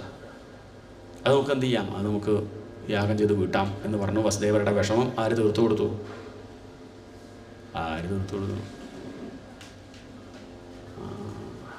ആ നാരദനെ തീർത്തു. ആ ശ്രദ്ധിക്കണേ കേട്ടോ, കാറ്റടിക്കും, വിളക്ക് കേടും, കുഴപ്പമില്ല, ലൈറ്ററുണ്ട്, വെളിച്ചമുണ്ട് കേട്ടോ, ആരും പരിഭ്രമിക്കണ്ട. പരിഭ്രമം പാടില്ല പറയാനാണ് ഈ പുസ്തകം തന്നെ. അതുകൊണ്ട് ആ കാറ്റ് കുറച്ച് കഴിഞ്ഞാൽ നിൽക്കും ചെയ്യും, വരുന്നത് ഇങ്ങനെ കുറച്ച് കഴിഞ്ഞാൽ പോവും, പോകുന്നത് വരും, അങ്ങനെ എപ്പോഴും ഒന്നും സാധനം ഉണ്ടാവില്ല. അതുകൊണ്ട് ഒന്ന് പോയിക്കോളും, ഇവിടെ ശ്രദ്ധിക്കുക. അപ്പോൾ അതാണ് വർണ്ണിക്കുന്നത്. ഏതായാലും ഈ കഥയൊക്കെ കേട്ടിട്ട് ആർക്ക് സമാധാനമായി? വസുദേവർക്ക് സമാധാനമായി. ഭഗവാനെ തന്നെ മകനായിട്ട് കിട്ടിയിട്ട് സമാധാനമായില്ല, നാരദയുടെ ഉപദേശം കേട്ടപ്പോഴാണ് സമാധാനമായത്. അതാണ് കാണിച്ചിരുന്നത്. ഏതായാലും അങ്ങനെ ആ സത്സംഗം കഴിഞ്ഞ് അവരൊക്കെ തിരിച്ച് അവരുടെ ഗൃഹങ്ങളിലേക്ക് പോയി. പക്ഷേ പോണ സമയത്ത് ഒരു സാധനം എടുക്കാൻ മറന്നുപോയി പരീക്ഷിത്തെ. എന്താ മറന്നുപോയത്? അവരൊന്നും അവരുടെ മനസ്സെടുത്തില്ല. അതാ ഭഗവാന്റെ കാലത്തിൽ വെച്ചത്. പിന്നെ ഇങ്ങോട്ട് എടുക്കാൻ അവർ വിട്ടുപോയി. നമ്മൾ അങ്ങനെ അങ്ങോട്ട് മറന്നു പോകണം. സപ്താഹം കഴിഞ്ഞ് പോകുമ്പോൾ മനസ്സ് ഭഗവാനെ കൊടുത്തങ്ങോട്ട് നമ്മളത് കൊടുക്കില്ല, നമ്മളാ പോകുമ്പോൾ അത് കൊടുത്തങ്ങോട്ട് പോകും. അതാണ് വർണ്ണിച്ചത്. അപ്പോഴാണ് പരീക്ഷത്ത് ചോദിക്കുന്നത്, എൻ്റെ മുത്തശ്ശനെ വിവാഹം കഴിച്ചത് സുഭദ്രാഹരണം ലീല. അതാണ് ആ കഥയാണ് ചോദിക്കുന്നത്. അർജുനന് സുഭദ്രയെ ഇഷ്ടമാണ്. കൃഷ്ണൻ്റെ അനിയത്തിയാണല്ലോ സുഭദ്ര. അവിടുന്ന് ഇവിടുന്നൊക്കെ കാണുന്നുണ്ട്, അങ്ങോട്ടൊക്കെ ഇഷ്ടമാണ്. എന്നാലും ഇപ്പോൾ ഒരു ഇടയ്ക്ക് കൃഷ്ണനോട് പറഞ്ഞിട്ടുണ്ട്, കൃഷ്ണൻ എനിക്ക് തൻ്റെ അനിയത്തിയെ വലിയ ഇഷ്ടമാണ്, അവൾക്ക് ഇങ്ങോട്ടും ഇഷ്ടമാണ്, വിവാഹം കഴിച്ചു തരുമോ ചോദിച്ചിട്ടുണ്ട്. കൃഷ്ണൻ പറഞ്ഞു, ഞാനായിട്ട് കഴിച്ചു തരുന്നുണ്ടാവില്ല. എന്താ കാരണം വെച്ചാൽ ഏട്ടന് സുഭദ്രയെ ദുര്യോധന് കൊടുക്കണം എന്നുള്ളത്. ദുര്യോധൻ തൻ്റെ ശിഷ്യനാണ്. അപ്പം സുഭദ്രയെ ഇടയ്ക്കിടയ്ക്ക് ഇങ്ങനെ പറയും, ആളുകൾക്ക് എല്ലാവരും ഉള്ളപ്പോൾ ഇങ്ങനെ പറയും ദുര്യോധൻ്റെ ഉള്ളതാ എന്നൊക്കെ ഇങ്ങനെ പറയാറുണ്ട്. അതുകൊണ്ട് ഏട്ടന് എതിരായിട്ട് ഞാനൊന്നും ചെയ്യില്ല. ഇപ്പോൾ അർജുനൻ പറഞ്ഞു, അങ്ങനെ പറഞ്ഞാൽ പറ്റില്ല, എനിക്ക് അങ്ങോട്ട് വലിയ ഇഷ്ടമാണ്, അവൾക്ക് ഇങ്ങോട്ടും വലിയ ഇഷ്ടമാണ്, അത്രയ്ക്ക് ഇഷ്ടമാണെന്ന് പറയുമ്പോൾ ഭഗവാൻ പറഞ്ഞു, അത്രയ്ക്ക് ഇഷ്ടമാണ്, കണ്ടു കൂട്ടെടുക്കും, അത്രയ്ക്ക് ഇഷ്ടമാണെങ്കിൽ ഒരു കാര്യം ചെയ്യൂ, ഞാൻ രുക്മിണിയെ കഴിച്ച പോലെ ഇങ്ങോട്ട് കഴിച്ചോളൂ എന്ന് പറഞ്ഞാൽ, ഞാൻ രുക്മിണിയെ കഴിക്കുമ്പോൾ ഏട്ടന്മാർ സംഭവിച്ചില്ലല്ലോ എന്ന് പറഞ്ഞാൽ താൻ തട്ടിക്കൊണ്ടുപോയിക്കോളൂ. അതാണ് പറയണത്. ഭഗവാന്റെ ഒരു മൗനം. ഭഗവാൻ തട്ടിക്കൊണ്ടുവരും മാത്രമല്ല, തട്ടിക്കൊണ്ടുപോകണമെങ്കിൽ കുഴപ്പമില്ല. നമുക്കങ്ങനെയല്ല, ഇങ്ങോട്ട് കൊണ്ടുവരാൻ കുഴപ്പമൊന്നുമില്ല, പോകുമ്പോൾ വിഷമമുണ്ട്. ഏതായാലും ഭഗവാന്റെ ഒരു അനുവാദം ഉണ്ടെന്ന് അർത്ഥം, മൗനാനുവാദം ഉണ്ട്. എന്തായാലും അർജുനനൊന്നും അവിടുന്ന് മാറി നിൽക്കേണ്ട അവസ്ഥ വന്നു ഹസ്തിനാപുരിയിൽ നിന്ന്. എന്നാൽ പിന്നെ അത് അതിനൊരുങ്ങാം എന്ന് കരുതി സന്യാസി വേഷം കെട്ടി, ഭസ്മക്കുറി, രുദ്രാക്ഷമാല, കാവ്യമുണ്ട കൊടുത്ത് ഓം ഓം എന്നൊക്കെ പറഞ്ഞ് എവിടെ എത്തി? ദ്വാരകയിൽ ഒരു മലയുടെ പുറത്ത്, മലയുടെ മുകളിലെത്തി. അപ്പോഴേക്ക് ഈ വാർത്ത ബലരാമേട്ടൻ അറിഞ്ഞു, ഏതൊരു സ്വാമിയാരെ എത്തിയിട്ടുണ്ട്, എന്നാൽ നമസ്കരിക്കേണ്ട. സ്വാമിയാരെ കണ്ട സത്സംഗം എന്ന് പറഞ്ഞാൽ ഈശ്വര സത്സംഗം ഒഴിവാക്കാൻ പാടില്ല എന്നൊക്കെ പറഞ്ഞ് അദ്ദേഹം അങ്ങോട്ട് പുറപ്പെട്ടു. കൃഷ്ണൻ വിളിച്ചു പറഞ്ഞു, അർജുന വരുന്നുണ്ട്, താടിയൊക്കെ വെച്ച താടിയാണെങ്കിലേ ഏട്ടനാ വരുന്നത്, അത് പറഞ്ഞു കിടന്നാൽ ചിലപ്പം കയ്യിൽ കലപ്പേരിക്കും. അർജുനൻ ഏതായാലും നല്ലോണം ശ്രദ്ധിച്ചു. ബലരാമേട്ടൻ അവിടെ എത്തിയതും അർജുനൻ തൊഴുതങ്ങോട്ട് നമസ്കരിച്ചു. ബലരാമേട്ടൻ പറയുന്നുണ്ട്, സന്യാസിമാർ ഇങ്ങോട്ട് നമസ്കരിക്കാൻ പാടില്ല, ഞാൻ അങ്ങോട്ടാണ് നമസ്കരിക്കേണ്ടത്, അതിന് വന്നതെന്നൊക്കെ പറയുന്നുണ്ട്. ഇയാൾ കേൾക്കണില്ല, കമന്ന് കിടക്കുകയാണ്, നമസ്കരിച്ചതല്ല, തൻ്റെ മുഖം കാണരുത് കരുതിയിട്ട് കമന്ന് കിടക്കുകയാണ്. ഏതായാലും കൊണ്ടുവന്ന കാവ്യം കൊണ്ടൊക്കെ അവിടെ വെച്ച് ബലരാമേട്ടൻ തിരിച്ചു വന്നു. കൃഷ്ണനോട് പറഞ്ഞു, കൃഷ്ണ, ഞാനൊരു കാര്യം ഉറപ്പിച്ചു, നമ്മൾ രണ്ടുപേരും ഇവിടെ ഇരിക്കുക, ഇത്രയൊക്കെ സൗകര്യം ഇവിടെ ഉണ്ടാകുമ്പോൾ നമ്മുടെ നാട്ടിലൊരു സന്യാസി വന്നിട്ട് വെയിലും മഴയും കൊണ്ട് ആ മലയുടെ മുകളിൽ കഴിയുക പറഞ്ഞാൽ അതിൻ്റെ മോശം നമുക്കാണ്. അതുകൊണ്ട് ഇവിടെ സുഭദ്രയുടെ ആ കൊട്ടാരത്തിൽ 10-16 മുറി വെറുതെ കിടക്കുക. ഒരു മുറിയിൽ സ്വാമിയാർ. കൃഷ്ണൻ ചോദിച്ചു, വേണോ ഏട്ടാ? ചെറുപ്പക്കാരനാ കേൾക്കുന്നുണ്ട്. അർജുന നിശ്ചന്തേ, നമ്മളീ പടക്കം ഉണക്കാൻ വെച്ചതാ എവിടെ? അടുപ്പിൻ്റെ കല്ലിൻ്റെ മുകളിൽ. വേറെ എത്ര സ്ഥലമുണ്ട്, അവിടെ തന്നെ കൊണ്ടുവയ്ക്കണം എന്ന് ഭഗവാൻ ചോദിച്ചെങ്കിലും നിൻ്റെ ഉള്ളിൽ കളവുള്ളതുകൊണ്ട് തോന്നുക കൃഷ്ണ എന്നൊക്കെ പറഞ്ഞ് ആര് കൊണ്ടുവന്നു? സ്വാമിയാരെ ബലരാമേട്ടൻ കൊണ്ടുവന്നു. സ്വാമിയാർ താമസിക്കുന്നത് ഇപ്പം സുഭദ്രയുടെ കൊട്ടാരത്തിലാണ്. അപ്പോൾ രാവിലെ ചൂടുവെള്ളം വേണം എണീറ്റ് കഴിഞ്ഞാൽ ആദ്യം. അപ്പോൾ സുഭദ്ര ചൂടുവെള്ളമൊക്കെ കേട്ട് പോകും. എണീറ്റ വല്യപ്പോൾ കഴിഞ്ഞാൽ ആദ്യം ഒരു കാപ്പി അത് സുഭദ്ര ഉണ്ടാക്കി കൊടുക്കും. അങ്ങനെയൊക്കെ ഓരോന്നായിട്ട് അങ്ങനെ ഇടയ്ക്കിടയ്ക്ക് രാവിലെ ദോശ, ചക്കി ചോറ്, ഇതൊക്കെ സുഭദ്രയാണ് അങ്ങനെ വിളമ്പി കൊടുക്കും. വൈകുന്നേരം ചായ, അങ്ങനെ കുറച്ച് ദിവസം അങ്ങനെ കഴിഞ്ഞു. അടുത്തൊരു അമ്പലത്തിൽ ഉത്സവം നടക്കുമ്പോൾ എല്ലാവരും അങ്ങോട്ട് പോയതാണ്. അവിടുത്തെ ചെണ്ടക്കൊട്ടൊക്കെ കേട്ട് ആസ്വദിച്ചിരിക്കുകയാണ് ആര്? ബലരാമേട്ടൻ. അവരൊരാൾ ചെവിയിൽ വന്ന് പറഞ്ഞു, അതേ നമ്മുടെ സ്വാമിയാരെ കാണാനില്ല. ബലരാമേട്ടൻ പറഞ്ഞു, സ്വാമിയാരാകുമ്പോൾ ഇങ്ങനെ ഒരു ഭാഗത്തിരിക്കില്ല, കുറച്ച് കഴിഞ്ഞാൽ പോവും, അവർ പോകുമെന്ന് പറയുന്നില്ല. നമ്മളാണ് ഈ പോകുമ്പോൾ പോയി വരാട്ടോ എന്നൊക്കെ പറയുക. ഗൃഹസ്ഥന്മാരാ, സന്യാസിമാർക്ക് അങ്ങനത്തെ മര്യാദയൊന്നുമില്ല. അവർ വരുമ്പോൾ വരും, പോകുമ്പോൾ പോകുന്നല്ലാതെ അവർക്ക് എന്തില്ല, അങ്ങനെയൊന്നും ഇല്ല പറഞ്ഞു. അപ്പോൾ അയാൾ പറഞ്ഞു, സ്വാമിയാർ മാത്രമല്ല, സുഭദ്രയും കാണാനില്ല പറയുമ്പോഴാണ് സംഗതി രണ്ടു കൂടി കൂട്ടി വായിക്കുമ്പം മനസ്സിലായി ഇത് വന്നത് അർജുനാണ്. വേഷന്മാർ വന്ന് ആരെ കൊണ്ടുപോയി? സുഭദ്രയെ കട്ടുകൊണ്ടുപോയി. എന്നങ്ങോട്ട് കേട്ടപ്പോഴേക്കും ദേഷ്യം. അർജുനെ ഞാൻ വധിക്കും എന്നൊക്കെ പറഞ്ഞ് ആര് പുറപ്പെട്ടു? ബലരാമേട്ടൻ അങ്ങോട്ട് പുറപ്പെട്ടു. അപ്പോഴേക്കും കൃഷ്ണൻ ഇടപെട്ടു, അത് വേണോ? എന്ത് കുറവാപ്പം അർജുനുള്ളത്? കുട്ടികൾക്ക് അങ്ങോട്ടും ഇങ്ങോട്ടും രണ്ടാൾക്കും ഇഷ്ടമാണ്. പിന്നെ ഇപ്പം എന്താ പ്രശ്നം? വില്ലാളി വീരനല്ലേ എന്നാണ്. എല്ലാ കാര്യത്തിലും വളരെ കേമനാണ് അർജുന, മോശക്കാരനൊന്നല്ല. ഇനി ഇതിൽ നല്ലൊരു ആലോചന വേറെ ഉണ്ടോ വരാൻ? അങ്ങനെ തന്നെ എങ്ങനെ വെളിച്ചപ്പെടണം? ഇതിൻ്റെ ആവശ്യമുണ്ടോ ഏട്ടാ? ഇനിയിപ്പം അർജുനനെ കൊന്നാൽ നമ്മുടെ അനിയത്തി വിധവയും അതുണ്ടാവുക, അതിൻ്റെ ആവശ്യമുണ്ടോ? ഇനി അവർക്ക് ഇഷ്ടമായിട്ട് തന്നെയാണ് പോയത്, രണ്ടുപേർക്കും അങ്ങോട്ടും ഇങ്ങോട്ടും ഇഷ്ടമാണ്. ഇനി CCTV നോക്കിയപ്പോൾ മനസ്സിലായത് എന്താ വെച്ചാൽ സുഭദ്രയെ തേരോടിച്ചത്. അതുകൊണ്ട് തൽക്കാലം എന്നാലും കൃഷ്ണ ഇങ്ങനെ നമ്മളിങ്ങനെ ഇരിക്കുമ്പോൾ ഇങ്ങനെ കേട്ടാ ഒരു കാര്യം ചെയ്യുക. ഇപ്പോൾ ആരും അറിഞ്ഞില്ല, ഞാൻ ഏട്ടനത് വെളിച്ചപ്പെട്ട് എല്ലാവരും അറിയിക്കണ്ട. നമുക്ക് അടുത്ത ഞായറാഴ്ച നമുക്ക് നോക്കുക, മുഹൂർത്തം ഉണ്ടെങ്കിൽ നമുക്ക് ഈ അടുത്തുള്ളൊരു ഓഡിറ്റോറിയത്തിൽ വെച്ച് നമുക്ക് അങ്ങോട്ട് നടത്തി കൊടുക്കാം. അപ്പോൾ ജനങ്ങളൊക്കെ എന്താ വിചാരിക്കുക, നമ്മൾ നടത്തി കൊടുത്തു എന്നല്ലേ? കാര്യമൊന്നും ഇപ്പോൾ അവർക്ക് അറിയില്ല. അപ്പോൾ അങ്ങനെയാകുമ്പോൾ കുഴപ്പമൊന്നും ഉണ്ടാവില്ല പറഞ്ഞു. എന്നാൽ പിന്നെ അങ്ങനെയാവാ പറഞ്ഞു. അങ്ങനെയാണ് അങ്ങയുടെ മുത്തശ്ശിയെ വിവാഹം കഴിച്ചത് എന്നങ്ങനെ സുഭദ്രാഹരണം കഥ. താല്പര്യം എത്രയേ ഉള്ളൂ. സുഭദ്ര പറഞ്ഞ നന്മ എന്നർത്ഥം, ഭദ്ര എന്ന് പറഞ്ഞാൽ മംഗളം. ജീവിതത്തിൽ മംഗളം ഉണ്ടാവണമെങ്കിൽ ഭഗവാന്റെ ആനുകൂല്യമില്ലാണ്ട് ഒരാൾക്കും ഉണ്ടാവില്ല. അർജുനന് പോലും ഭഗവാന്റെ അനുവാദത്തോടു കൂടിയാണ് ഭദ്രം സുഭദ്രയെ കിട്ടിയത്. അതും നമ്മൾ മനസ്സിലാക്കേണ്ടത് തൽക്കാലത്തേക്കെങ്കിലും 7 ദിവസത്തെങ്കിലും കാവ്യം എടുക്കണം. എന്താണ്? അർജുനൻ പൂർണ്ണമായിട്ട് സന്യസിച്ചില്ലെങ്കിലും കുറച്ച് ദിവസം വേഷം കെട്ടി, നമ്മളിപ്പോൾ വേഷം കെട്ടിയിരിക്കുക, കുറച്ച് ദിവസം അങ്ങനെ വേഷം കെട്ടി 7 ദിവസം അങ്ങനെ, നാളെ ഈ വേഷമാവില്ല. നിങ്ങളും അങ്ങനെ തന്നെ അങ്ങനെ കേട്ട് അങ്ങനെ 7 ദിവസത്തേക്കെങ്കിലും ഒരു സന്യാസം ഉണ്ടെങ്കിൽ മാത്രമേ ഭദ്രം ജീവിതത്തിലുണ്ടാവുള്ളൂ. ഇന്ദ്രിയ ജയം കൊണ്ട് മാത്രമേ നന്മ ജീവിതത്തിലുണ്ടാവുള്ളൂ എന്നാണ് ഇപ്പം പറഞ്ഞതിൻ്റെ താല്പര്യം. ഭഗവാന്റെ ആനുകൂല്യം വേണം, തൻ്റെ പ്രയത്നം വേണം, ഒക്കെ വേണം. അതിന് സന്യസിക്കും വേണം. അത് കാണിക്കാനാണ് ഇപ്പോൾ ഈ കഥ. അക്കാലത്ത് ഒരു ബ്രാഹ്മണൻ, ആ ബ്രാഹ്മണൻ എന്താ മോഹിച്ചാൽ അദ്ദേഹത്തിന് വീട്ടിലേക്ക് ഭഗവാനെ വിളിക്കണം എന്ന് വലിയ മോഹമാണ്.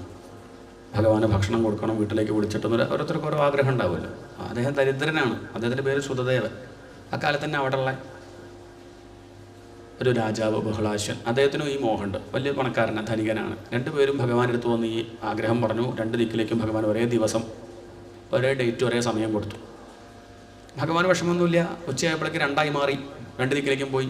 2ആയി ചമഞ്ഞമ്പുടു വാസുദേവൻ 2 ഇടവും ചെന്നഥാ പൂജ വാങ്ങി. 2 ദിക്കിലേക്കും പോയി, 2 ദിക്കിൽ നിന്നും പൂജ വാങ്ങി. ഒരു ദിക്കിൽ ഗംഭീര സദ്യ, കേമായിട്ട് സ്വീകരണമൊക്കെ ഉണ്ട് രാജാവിൻ്റെ അടുത്ത്. രാജാവ് വലിയ കേമനല്ലേ, അയാളുടെ മട്ടിൽ അങ്ങനെ കേമായിട്ട് സ്വീകരിക്കുന്നുണ്ട്. 10-16 കൂട്ടം പായസം, ഗംഭീര സദ്യ, അതൊക്കെ ഭഗവാൻ കഴിച്ചു. ബ്രാഹ്മണൻ്റെ അടുത്ത് പോയപ്പോൾ അവിടെ അത്ര വലിയ അങ്ങനെ ഈ പറഞ്ഞ മാതിരിയൊന്നുമില്ല.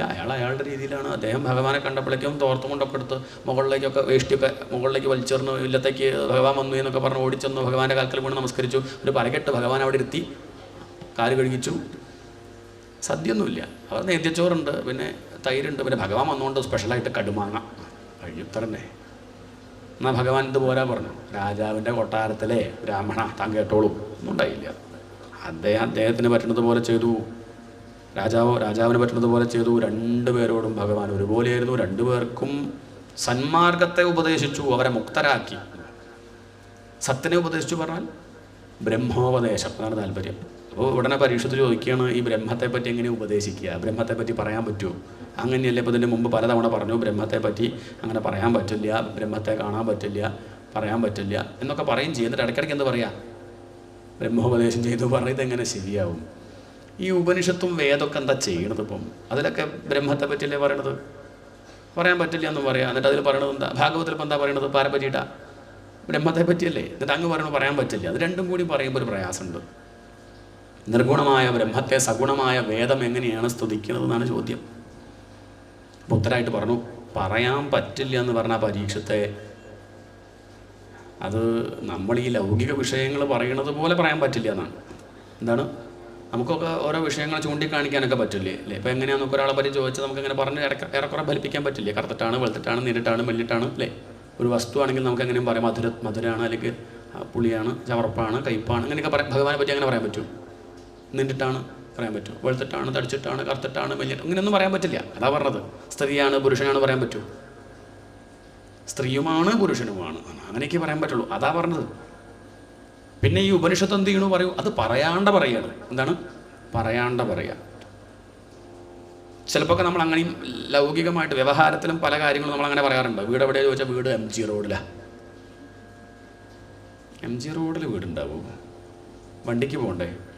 ഹൈവേയിൽ വീടുണ്ടാക്കാൻ ഗവൺമെൻറ് സമ്മതിക്കില്ല.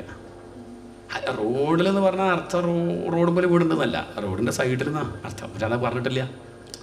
അത് പറയണമെന്നില്ലല്ലോ. ആ പറഞ്ഞത് നമ്മൾ മനസ്സിലാക്കണ്ടേ. അതെങ്ങനെ മനസ്സിലാക്കണം? അത് വകതിരി കൊണ്ട് മനസ്സിലാക്കുകയാണ്. അതുപോലെ ചിലതൊക്കെ പറയുമ്പം എന്താ ഉദ്ദേശിച്ചതുള്ളത് മനസ്സിലാക്കും. വാച്യാർത്ഥത്തെ തള്ളി ലക്ഷ്യാർത്ഥത്തെ എടുക്കാനുള്ള കഴിവ് ശാസ്ത്രം പഠിക്കുന്ന ഒരാൾക്ക് ആവശ്യമുണ്ട്. ഭാഗവതം കേൾക്കുന്ന ശ്രോതാവിനും അത് വേണം. ഇല്ലെങ്കിൽ ഈ പറഞ്ഞതുപോലെ ഇങ്ങോട്ട് വിചാരിച്ച തെറ്റിദ്ധരിക്കേണ്ടാവുക. അമ്മ കുട്ടിയോട് പറഞ്ഞു നെല്ല് ഉണക്കാൻ വെച്ചിട്ട് കാക്ക കൊത്താണ്ട് നോക്കണമെന്ന് പറഞ്ഞു. അമ്മ കുളിക്കാൻ പോയി. അമ്മ കുളി കഴിഞ്ഞ് തിരിച്ചു വന്നപ്പം നെല്ലൊന്നും കാണില്ല. കുട്ടിയോട് ചോദിച്ചു എവിടെയെന്ന്. അത് കോഴി കൊത്തിയതാ. നല്ല കുട്ടി. കുട്ടി ആ വാച്യാർത്ഥത്തെ മാത്രം എടുത്തു, ലക്ഷ്യാർത്ഥം എടുത്തില്ല. ലക്ഷ്യാർത്ഥം എന്താ? നെല്ല് സംരക്ഷിക്കണം ആണ്. പക്ഷെ പറയുമ്പോൾ എന്ത് പറഞ്ഞു? കാക്ക കൊത്താണ്ട് നോക്കണം, കാക്ക കൊത്താണ്ട് നോക്കണം, കോഴി കൊത്തിക്കോട്ടെ എന്നാണോ? അതല്ല. അതുപോലെ ഈ പറയുന്ന കാര്യങ്ങൾ ഓരോന്നും ഉദാഹരണങ്ങൾക്കൊക്കെ പരിമിതി ഉണ്ട്. അത് കേൾക്കുമ്പോൾ അത് അങ്ങനെ അങ്ങോട്ട് ധരിച്ചാൽ ബുദ്ധിമുട്ടാവും. എന്ത് പറയാനാണെന്ന് മനസ്സിലാക്കിയിട്ട് എന്ത് ചെയ്യണം? ആ മട്ടിലതിനെ സ്വീകരിക്കണം. ഇല്ലെങ്കിൽ പ്രയാസം ഉണ്ടാവുക. നമ്മളങ്ങനെയൊക്കെ പറയാറില്ലേ? 6 മണിക്ക് പത്രം വരും, അല്ലെ 5:30 പത്രം വരും, അങ്ങനെ പറയാറില്ലേ? ആ പറച്ചിൽ ചില പ്രശ്നമുണ്ട്. കാരണം പത്രം ഒറ്റയ്ക്ക് വരില്ല. എന്താണ് പത്രം അങ്ങനെ പറന്ന് വരുമോ? 5 മണിയാകുമ്പോൾ പത്രം അങ്ങനെ വരുമൊന്നുമില്ല. അതാരോ കൊണ്ടുവരണം വേണ്ടേ? പക്ഷെ നമ്മളാരോ ചോദിക്കാറില്ലേ? നമുക്ക് ആ പറഞ്ഞ് ശീലമായി. അതുകൊണ്ടാണ് കുഴപ്പമില്ലാത്തത്. പത്രം വരുന്നു പറഞ്ഞാൽ പത്രാരോപനെ കൊണ്ടുവരുന്നുണ്ടെന്ന് അർത്ഥം. അത് ജഡമായ ഒരു വസ്തുവാണ്. അത് ഒറ്റയ്ക്ക് വരില്ല, ഒരാൾ കൊണ്ടുവരാണ്ട് വരില്ല. പക്ഷെ നമ്മളങ്ങനെ പറയാറില്ല. ഇതേപോലെ കുറേ ഉദാഹരണമുണ്ട്. കട്ടിലുകൾ കരയുന്നു എന്ന് പറഞ്ഞാൽ അർത്ഥം കട്ടിൽ കരയില്ല. അപ്പോൾ കട്ടിലുകൾ കരയുന്നു പറഞ്ഞാൽ അത് സാഹിത്യ ഭാഷയാണ്. കട്ടിൽ കിടക്കണവർ കരയുക അതാണ് അങ്ങനെ എടുത്തോളണം. തൊട്ടിലുകൾ കരയുന്നു പറഞ്ഞാൽ തൊട്ടിൽ കരയില്ല, തൊട്ടിൽ കിടക്കുന്ന കുട്ടികൾ കരയുന്നു എന്നർത്ഥം. കുന്താഹ പ്രവിശന്തി, കുന്തങ്ങൾ പ്രവേശിക്കുന്നു പറഞ്ഞാൽ കുന്തം പ്രവേശിക്കില്ല. കുന്തം എടുത്ത ആളുകൾ കണ്ണടകൾ ധരിക്കണം എന്ന് പറഞ്ഞാൽ കണ്ണടകൾ ധരിക്കുകയാണ്. അല്ലല്ല, കണ്ണടട്ട അമ്മമാരിങ്ങനെ ഇരിക്കണതാ. അങ്ങനെ അത് അങ്ങനത്തെ ഒരു ഭാഷയാണ്. അത്രയേ ഉള്ളൂ. അപ്പം ഇത് മനസ്സിലാക്കാൻ കഴിവില്ലാത്ത ഒരാളാണെങ്കിൽ ചിലപ്പോൾ തെറ്റിദ്ധരിക്കും. ഈ ശ്രുതിഗീത തന്നെ വേണമെങ്കിൽ തെറ്റിദ്ധരിക്കാം. ആ ഭാഗത്തിനാണ് ജയ ജയ ജഹി അജാം തുടങ്ങുന്നതിന് അങ്ങനെയാണ്. ജഹി പറഞ്ഞാൽ കൊല്ലു, അജ പറഞ്ഞാൽ ആട്. എന്താണ് ഭാഗവതത്തിലെ 87-ാമത്തെ അധ്യായത്തിൽ പറയണത്? ആടിനെ കൊല്ലൂന്ന്. ജഹി പറഞ്ഞാൽ കൊല്ലൂന്ന് അർത്ഥം. അജഹ പറഞ്ഞാൽ ആണാട്, അജ എന്ന് പറഞ്ഞാൽ പെണ്ണാട്. അജാം ജഹി പറഞ്ഞാൽ പെണ്ണാടിനെ കൊല്ലു. വേണമെങ്കിൽ അങ്ങനെ പറയട്ടോ. ഇനി ഇപ്പോൾ ഭാഗവതൊക്കെ വേണിച്ച് അങ്ങനെ നമുക്ക് വേണിച്ച് അങ്ങനെ ഒരു പരിപാടി ഒരുക്കാം. കുറച്ചുകൂടി ആളും കൂടും. പേടിയതൊക്കെ പറഞ്ഞാൽ ഉടനെ അതിനൊരുങ്ങും. പിന്നെ ഇതുവരെയും ഉള്ള ഭാഗങ്ങൾ കേൾക്കാതെ ഈ ഭാഗം മാത്രമായിട്ട് കേൾക്കുന്ന ഒരു അല്പബുദ്ധി ചിലപ്പോൾ ഇത് കേട്ട് കഴിഞ്ഞാൽ എന്ത് വിചാരിക്കും? ആടിനെ കൊല്ലണം എന്ന് പറഞ്ഞിട്ടുണ്ടെന്ന് വിചാരിക്കും.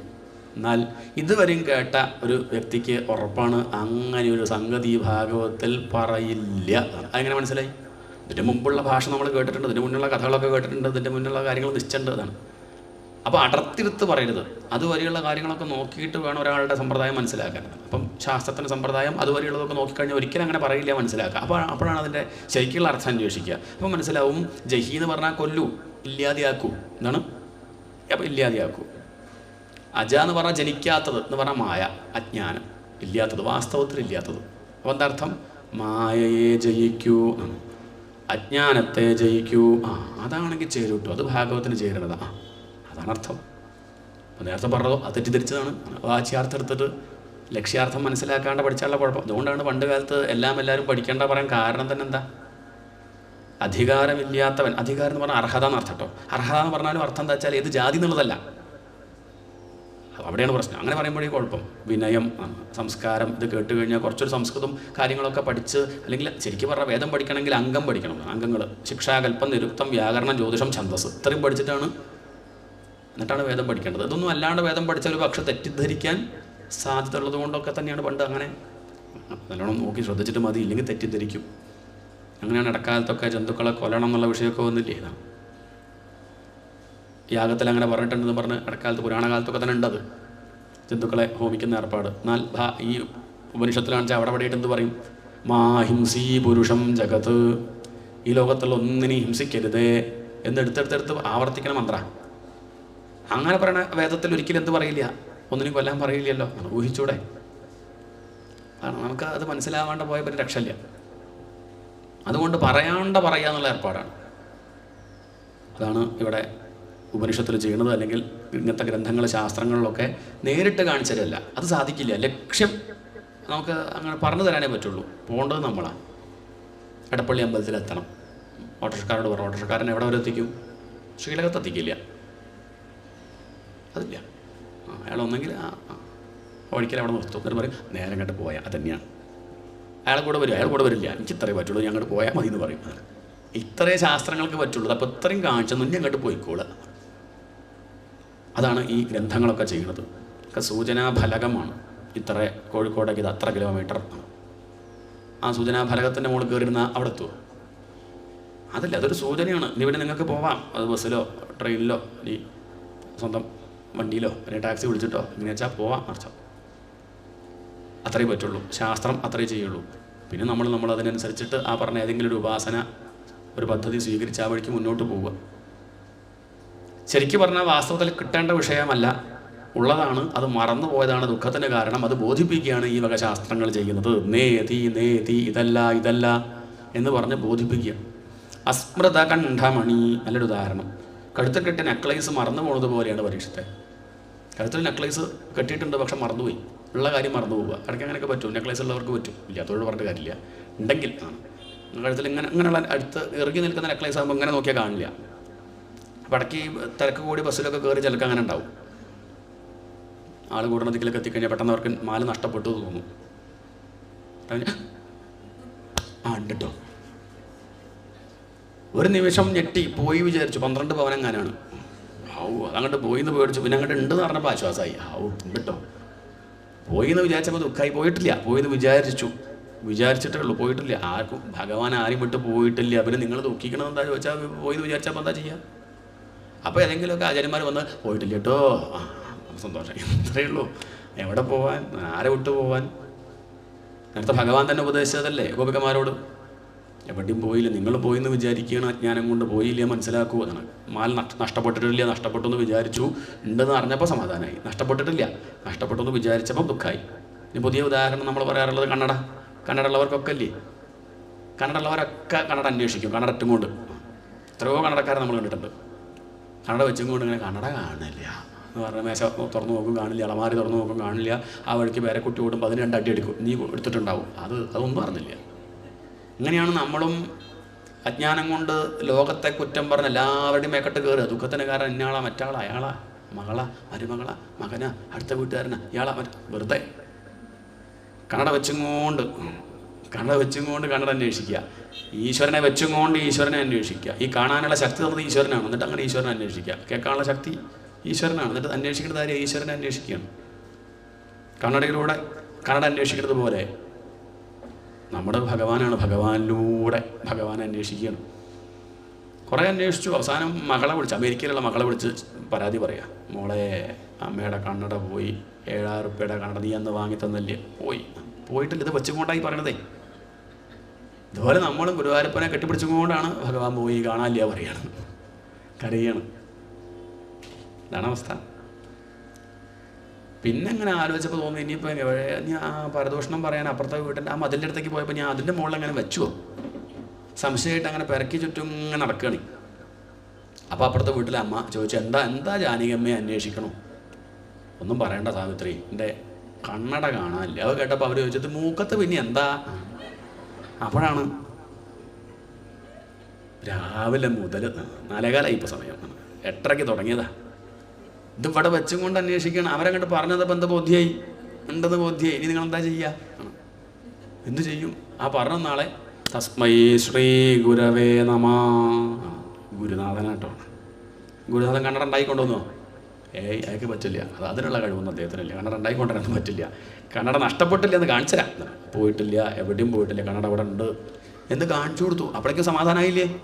ആശ്വാസമായില്ലേ? ആ അമ്മയ്ക്ക് സമാധാനമായില്ലേ? അന്നേരം നീ പേരക്കുട്ടിയെ അടുത്ത് വിളിച്ചിട്ട് ഒഴിഞ്ഞു കൊടുക്കും. നേരത്തെ ആ മുത്തശ്ശി തല്ലി പോയിട്ടോ ഈ എല്ലായിടത്തും പ്രശ്നങ്ങളൊക്കെ സോൾവായി. മകളെ വിളിച്ചു അമേരിക്കയ്ക്ക്. എന്നിട്ടോ മോളെ, അമ്മയുടെ കന്നഡ ബാക്കിയാണ് കേൾക്കേണ്ടത്. അമ്മയുടെ കന്നഡ കിട്ടി. എന്താണ്? പോയോ? പോയിട്ടില്ല. അപ്പോൾ എന്താ കിട്ടി പറഞ്ഞത്? അതെന്താ വെച്ചാൽ നേരത്തെ ഞാൻ പോയി എന്ന് പറഞ്ഞു പോയല്ലോ, അതുകൊണ്ട് കിട്ടി പറഞ്ഞു. ഇതുപോലെ നമ്മളും മുക്തി കിട്ടി എന്നൊക്കെ പറയും. കിട്ടാൻ സർട്ടിഫിക്കറ്റ് ഒന്നുമല്ല. ഭാഗവതം കേട്ട് 12-ാം അധ്യായം വായിച്ചു കഴിഞ്ഞാൽ എല്ലാവർക്കും മുക്തി കിട്ടി സർട്ടിഫിക്കറ്റ്. അത് അങ്ങനെ കൊടുക്കുക, അങ്ങനെ കൊടുക്കൊന്നുമില്ല. ഇത് മരിച്ചു കഴിഞ്ഞ് കിട്ടുന്ന സർട്ടിഫിക്കറ്റാണെന്നൊക്കെ വിചാരിക്കുന്നവരുണ്ട്. അതല്ല, നമ്മളൊക്കെ മുക്തരാണ്. ഇപ്പോൾ നമ്മളെ ആരും എവിടെയും കേട്ടിട്ടില്ല, സ്വതന്ത്രരാണ്. പക്ഷേ അല്ലാന്നൊരു തോന്നലുണ്ട്, ആ തോന്നലില്ല ഉണ്ടാക്കുകയാണ്, അത്രയേ ഉള്ളൂ. വാസ്തവത്തിൽ എവിടെയും കേട്ടിട്ടില്ല, ഒരു ദുഃഖം നമുക്ക് വാസ്തവത്തിലില്ല, അതൊക്കെ ഒരു തെറ്റിദ്ധാരണയാണ്, അതുകൊണ്ട് അത് മാറ്റൂ എന്ന് പറഞ്ഞു തരികയാണ്, അത്രയേ ഉള്ളൂ. അസ്മൃത കണ്ഠമണി, ദുഃഖം നീങ്ങാൻ അത്രയേ ഉള്ളൂ. ഇതാണ് ഈ ഉപനിഷത്തുകളൊക്കെ ചെയ്യുന്നത്. ശാസ്ത്രങ്ങളൊക്കെ, ആധ്യാത്മിക ശാസ്ത്രങ്ങളൊക്കെ അങ്ങനെയാണ്. പരീക്ഷത്ത് ചോദിച്ചു, പറയാനൊക്കെ എളുപ്പമാണ്, നമ്മൾ ദുഃഖിക്കുന്നവനല്ല, ആനന്ദ സ്വരൂപനാന്നൊക്കെ പറയാമെന്നല്ലാണ്ട് എൻ്റെ അനുഭവത്തിൽ ദുഃഖം തന്നെയാണ്. ശ്രീശൂർ പറഞ്ഞു, എൻ്റെ അനുഭവത്തിൽ അങ്ങനെയല്ല. ദുഃഖമാണെങ്കിൽ എല്ലാവർക്കും ദുഃഖം ഉണ്ടാവണ്ടേ? ചിലർ ദുഃഖിക്കാണ്ടിരിക്കണ്ടല്ലോ നാട്ടിൽ, അവിടെ പ്രശ്നം. ഗുരുദേവനെ പോലുള്ളവരില്ലേ, ചട്ടമ്പിസ്വാമികളെ പോലുള്ളവരുണ്ട്, രമണ മഹർഷിയെ പോലുള്ളവരുണ്ട്. ഇവരൊന്നും ഇല്ലെങ്കിൽ കുഴപ്പമില്ലായിരുന്നു, ഈ വക ശാസ്ത്രങ്ങളില്ലെങ്കിൽ ഒരു പ്രശ്നമില്ലായിരുന്നു. ഇതൊക്കെ ഉള്ളതാണ് പ്രശ്നം. അപ്പോൾ അതുകൊണ്ട് ചിലരൊക്കെ സമാധാനമായിട്ടിരിക്കണമുണ്ട്. ഈ ശരീരം ഞാനല്ല എന്നൊക്കെ അങ്ങനെ പറയാമെന്നല്ലാണ്ട് അങ്ങോട്ട് ഉൾക്കൊള്ളാൻ പറ്റുന്നില്ല. എന്നാൽ അങ്ങനെ വിമർശിക്കാനുള്ള അത്രയ്ക്ക് തൻ്റെ ഇടമൊക്കില്ല പരീക്ഷത്തെ. അതെന്താ ചോദിച്ചാൽ ഉപാസനയുടെ കുറവ് കൊണ്ടാണ്. നമ്മളിപ്പോൾ അധികം വിചാരം ചെയ്യണത് എന്താ ഒന്ന് ചിന്തിക്കൂ. ഇപ്പോൾ ഒരു ദിവസം നമുക്കൊരു ദിവസം കണ്ട് എടുക്കുക, ഈ 7 ദിവസം ആലോചിക്കേണ്ട കേട്ടോ. ഈ 7 ദിവസം നമ്മൾ കൂടുതലും ഈശ്വര വിചാരം തന്നെയാണ്. അല്ലാത്തൊരു ദിവസം ആണെങ്കിൽ നമ്മൾ കൂടുതൽ എന്താ ചിന്തിക്കുന്നത്? ഈശ്വര വിഷയമാണോ, ആധ്യാത്മിക ശാസ്ത്രമാണോ പഠിക്കുന്നത്? ഞാൻ ശരീരമല്ല എന്നുള്ള കാര്യമാണോ കൂടുതൽ ചിന്തിക്കുന്നത്? അല്ലെങ്കിൽ ഞാൻ ശരീരമാണ് ആണ് എന്നുള്ളതല്ലേ? അതിനെ ചുറ്റിപ്പറ്റി കൊണ്ടുള്ള വിഷയങ്ങളല്ലേ? എല്ലാ ദിക്കിലും അതിനായിട്ടുള്ള കാര്യങ്ങളല്ലേ? ഈ ലോകത്തുള്ള ആശുപത്രിയാണെങ്കിലും സ്കൂളാണെങ്കിലും ഒക്കെ ഈ അജ്ഞാനത്തെ ഊട്ടി ഉറപ്പിക്കുന്നതല്ലേ? അതല്ലാത്ത വിഷയങ്ങൾ ഇങ്ങനെയുള്ള സപ്താഹവേദി അതിനെ കുറവാണ്. ഈ സപ്താഹവേദികൾ പോലെ തന്നെയാണ്. ഈ ശരീരത്തെ ഉണ്ട് എന്നങ്ങനെ പറഞ്ഞുകൊണ്ടിരിക്കുകയല്ലേ, അവിടെയാണ് വിഷയം എന്നർത്ഥം.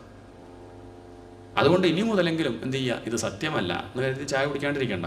4 കാലം നിർത്തും, അതും പേടിക്കും. അതൊക്കെ കൃത്യമാണ്, അതൊക്കെ ആ സമയത്ത് അങ്ങോട്ട് കഴിയും. പക്ഷെ മനസ്സിലാക്കണം, എന്ത് ചായ കിട്ടിയില്ലെങ്കിലും ഒന്നും സംഭവിക്കാൻ പോകുന്നില്ല, അതൊന്നൊരു വിഷയമല്ല.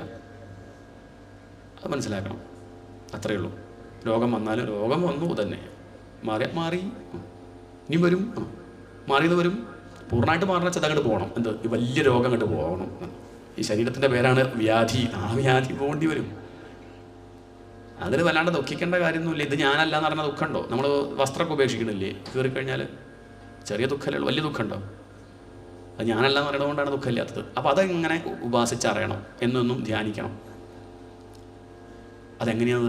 തജ്ജലാനി ദിശാന്തമുപാസീത, സാത്വികമായിട്ട് ഉപാസിക്കണം എന്ന് പറഞ്ഞാൽ മുക്തി ആഗ്രഹിച്ചും കൊണ്ട് ഞാനിനി എന്ത് കർമ്മവും ചെയ്യുള്ളൂ, ലോക വിഷയങ്ങളോടുള്ള താല്പര്യം നിർത്തി. ഇങ്ങനെ ഉറപ്പിക്കുന്ന എത്ര പേരുണ്ട്? അവർക്കത് കിട്ടും. പക്ഷെ അങ്ങനെ നമ്മൾ ഉറപ്പിക്കും, നമുക്കിപ്പോൾ മുക്തിയൊക്കെ പിന്നെ തൽക്കാലം അവനവൻ്റെ അപ്പത്തെ കാര്യം നോക്കുക എന്നുള്ളവരാണ് ലോകത്ത് അധികവും. ഇതെന്താ കിട്ടാത്തത് ചോദിച്ചാൽ അർത്ഥം ഇത് വേണമെന്ന് പലർക്കും ഇല്ല എന്നുള്ളതാണ് സത്യം.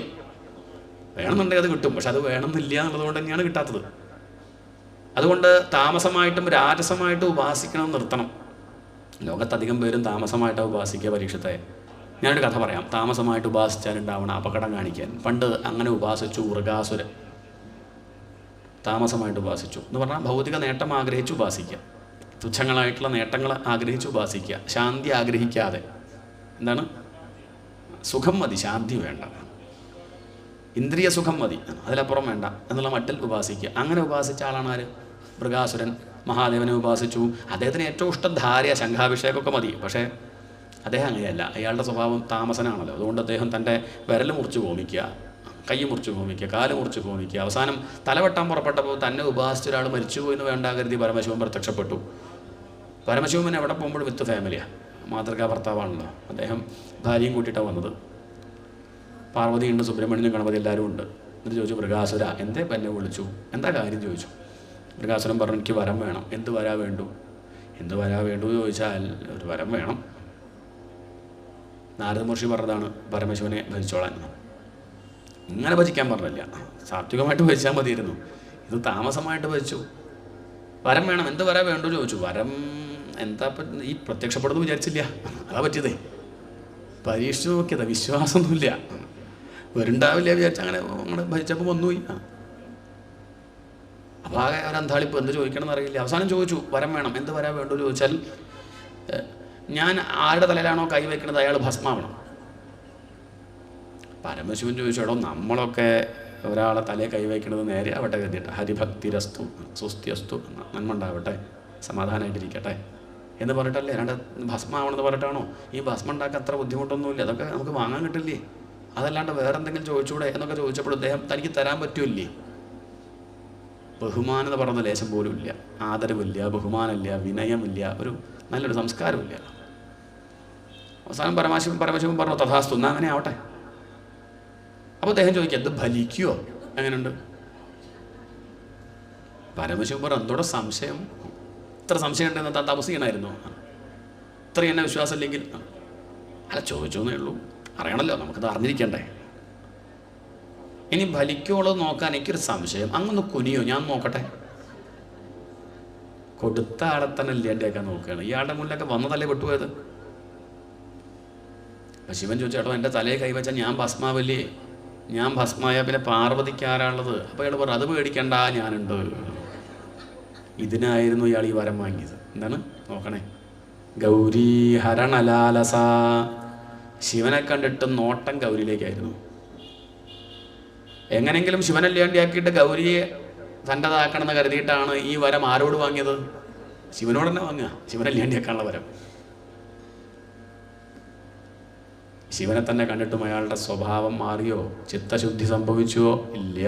അതാണ് താമസമായിട്ട് ഭജിച്ചാൽ എവിടെ പോയാലും, വൈകുണ്ഠത്തിൽ പോയാലും കൈലാസത്തിൽ പോയാലും സപ്താഹവേദിയിലിരുന്നാലും താമസമായിട്ടാണ് ഉപാസന എങ്കിൽ, ഭൗതിക ലാഭം മാത്രമാണ് മനസ്സിലുള്ളതെങ്കിൽ ഇതൊന്നും ഉൾക്കൊള്ളാൻ സാധിക്കില്ല എന്നാണ് പറഞ്ഞതിൻ്റെ താല്പര്യം. പരമശിവൻ വിചാരിച്ചു കൊടുത്ത കൈ കൊണ്ട് എടുക്കേണ്ട കരുതി പരമശിവൻ പറഞ്ഞു പാർവതിയോട്, നീ വേഗം കൈലാസത്തേക്ക് പോയിക്കും, എൻ്റെ കാര്യം നേരേക്ക് ഞാൻ വരാം എന്ന് പറഞ്ഞ് ശിവൻ അങ്ങോട്ട് ഓടി, പാർവതി പ്രത്യക്ഷമായി. ശിവൻ ഓടി ഓടി അവിടെ എത്തി, വൈകുണ്ഠത്തിലെത്തി.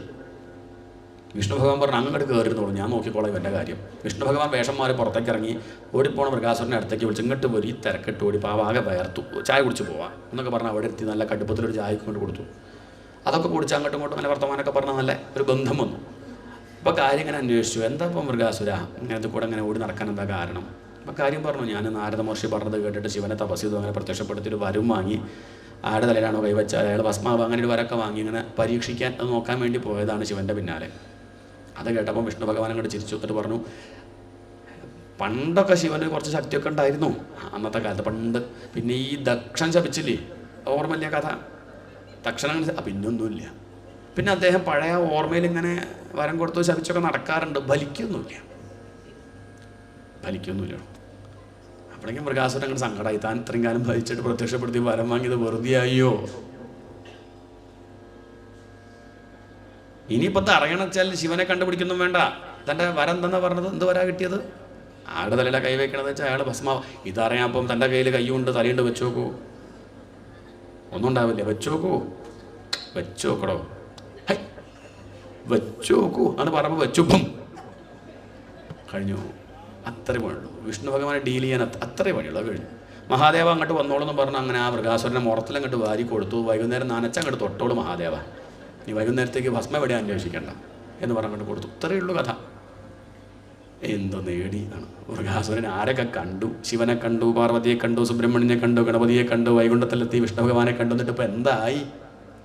ഇതുപോലെ നമ്മളും കോടികൾ സമ്പാദിച്ചു, അത് ചെയ്തു, ഇത് ചെയ്തു, എന്നിട്ട് ഇപ്പം എന്തായി?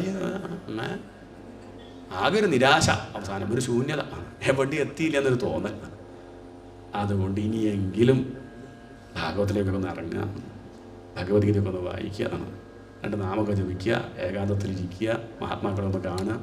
ഇനി മതി, ഒരു 60 വയസ്സ് കഴിഞ്ഞാൽ പിന്നെ അത്യാവശ്യം കുറച്ചൊക്കെ ബാങ്കിലുണ്ടല്ലോ, മതി. ഇനി ഞാൻ സമ്പാദിക്കാനായിട്ട് ഒരുങ്ങണില്ല. ഇനി എന്ത് ചെയ്യുക? ഇനി സുഹൃതം സമ്പാദിക്കുക, ഹൃദയം ഒന്ന് ശുദ്ധമാക്കി ശാന്തമായിട്ടിരിക്കാൻ പരിശീലിക്കാൻ തീരുമാനിച്ചില്ലെങ്കിൽ ഇപ്പം നമുക്കത് പറ്റണില്ലേ? നമ്മളിങ്ങനെ പണിയെടുത്തപ്പോൾ പണിയെടുക്കാണ്ടിരിക്കാൻ വയ്യ. അങ്ങനെ ശമ്പളമൊന്നും വേണ്ട, എന്നാലും പണിയെടുക്കണം എന്നതിൻ്റെ അവസാനമല്ലേ? നാളൊക്കെ പറ്റാത്തൊരവസ്ഥ വരും കേട്ടോ, അങ്ങോട്ട് പോയില്ലെങ്കിൽ. പോകാൻ പിന്നെ വേണ്ട, അല്ല അപ്പം വിഷമമില്ലാണ്ട് കഴിയണമെങ്കിൽ ഇപ്പോഴേ കുറേശ്ശെ ഒന്ന് ശീലിക്കണം. അതുകൊണ്ട് താമസമായിട്ട് ഉപാസിച്ചാൽ ഹൃദയത്തിന് ശുദ്ധി വരില്ല. ഭൗതിക നേട്ടം ആഗ്രഹിച്ച് ഭഗവാനെ ഭജിക്കുക, അതാണ് താമസമായിട്ടുള്ള ഉപാസന പറഞ്ഞത്. നമ്മളൊക്കെ ഇപ്പോൾ ഏറെക്കുറെ അങ്ങനെ തന്നെ കേട്ടോ. നമ്മൾ വൃഗാസുരനെ അങ്ങനെ നോക്കി കുറ്റമൊക്കെ പറയെങ്കിലും നമ്മളുടെ കഥ ആത്മജ്ഞാനം ആഗ്രഹിച്ചിട്ടൊന്നുമല്ല. ഈശ്വരനെ ഉപാസിക്കുന്നതും ഭാഗവതം കേൾക്കുന്നത് പോലും ആഗ്രഹങ്ങൾ പലതും സാധിക്കാൻ വേണ്ടിയിട്ടാണ്. ആവട്ടെ, എന്നാലും കുറച്ചൊക്കെ കേൾക്കുമ്പോൾ എന്ത് പറ്റും, ഇങ്ങനെയുള്ള കഥകളൊക്കെ കേൾക്കുമ്പോൾ അങ്ങനെ ശരി, അതൊന്നും നന്നല്ല, എന്തായാലും അത്ര ശരിയല്ല അല്ലേ. നമ്മൾ ചെയ്യാറുണ്ടെങ്കിൽ ശരിയല്ലെന്ന് പറഞ്ഞ ഒരു ആശ്വാസമല്ലേ. അന്തസ്സായിട്ട് ഇങ്ങനെ ചെയ്യണേക്കാൾ നല്ലത്, അത്ര നല്ലതൊന്നുമല്ല, ചെയ്യാറൊക്കെ ഉണ്ട്, നല്ലതല്ല എന്ന് പറയുന്നത് സുഖമല്ലേ, അത്രയേ ഉള്ളൂ. അതുകൊണ്ട് സാത്വികമായിട്ട് ഉപാസിക്കണം. അപ്പോൾ ചോദ്യം, സത്വഗുണ ആർക്കാ കൂടുക? ഇത് വിഷ്ണു പുരാണം ആയതുകൊണ്ട് പറയട്ടെ, വിഷ്ണു ഭഗവാൻ എന്ന് പറയുകയാണ്. വിഷ്ണു ശിവനും ബ്രഹ്മാവൊക്കെ ഒന്നാന്ന് ആദ്യം പറഞ്ഞില്ലേ, എന്നാലും ഈ ചില കാര്യങ്ങൾ സൂചിപ്പിക്കാൻ വേണ്ടി കഥാരൂപത്തിൽ വർണ്ണിക്കുകയാണ്. സത്വഗുണമുള്ളവർക്ക് നല്ല ക്ഷമ ഉണ്ടാവും പരീക്ഷത്തെ, അവർക്ക് നല്ല ശാന്തി ഉണ്ടാവും, ക്ഷമ ഉണ്ടാവും, അവർക്ക് ദേഷ്യമൊന്നും ഉണ്ടാവില്ല.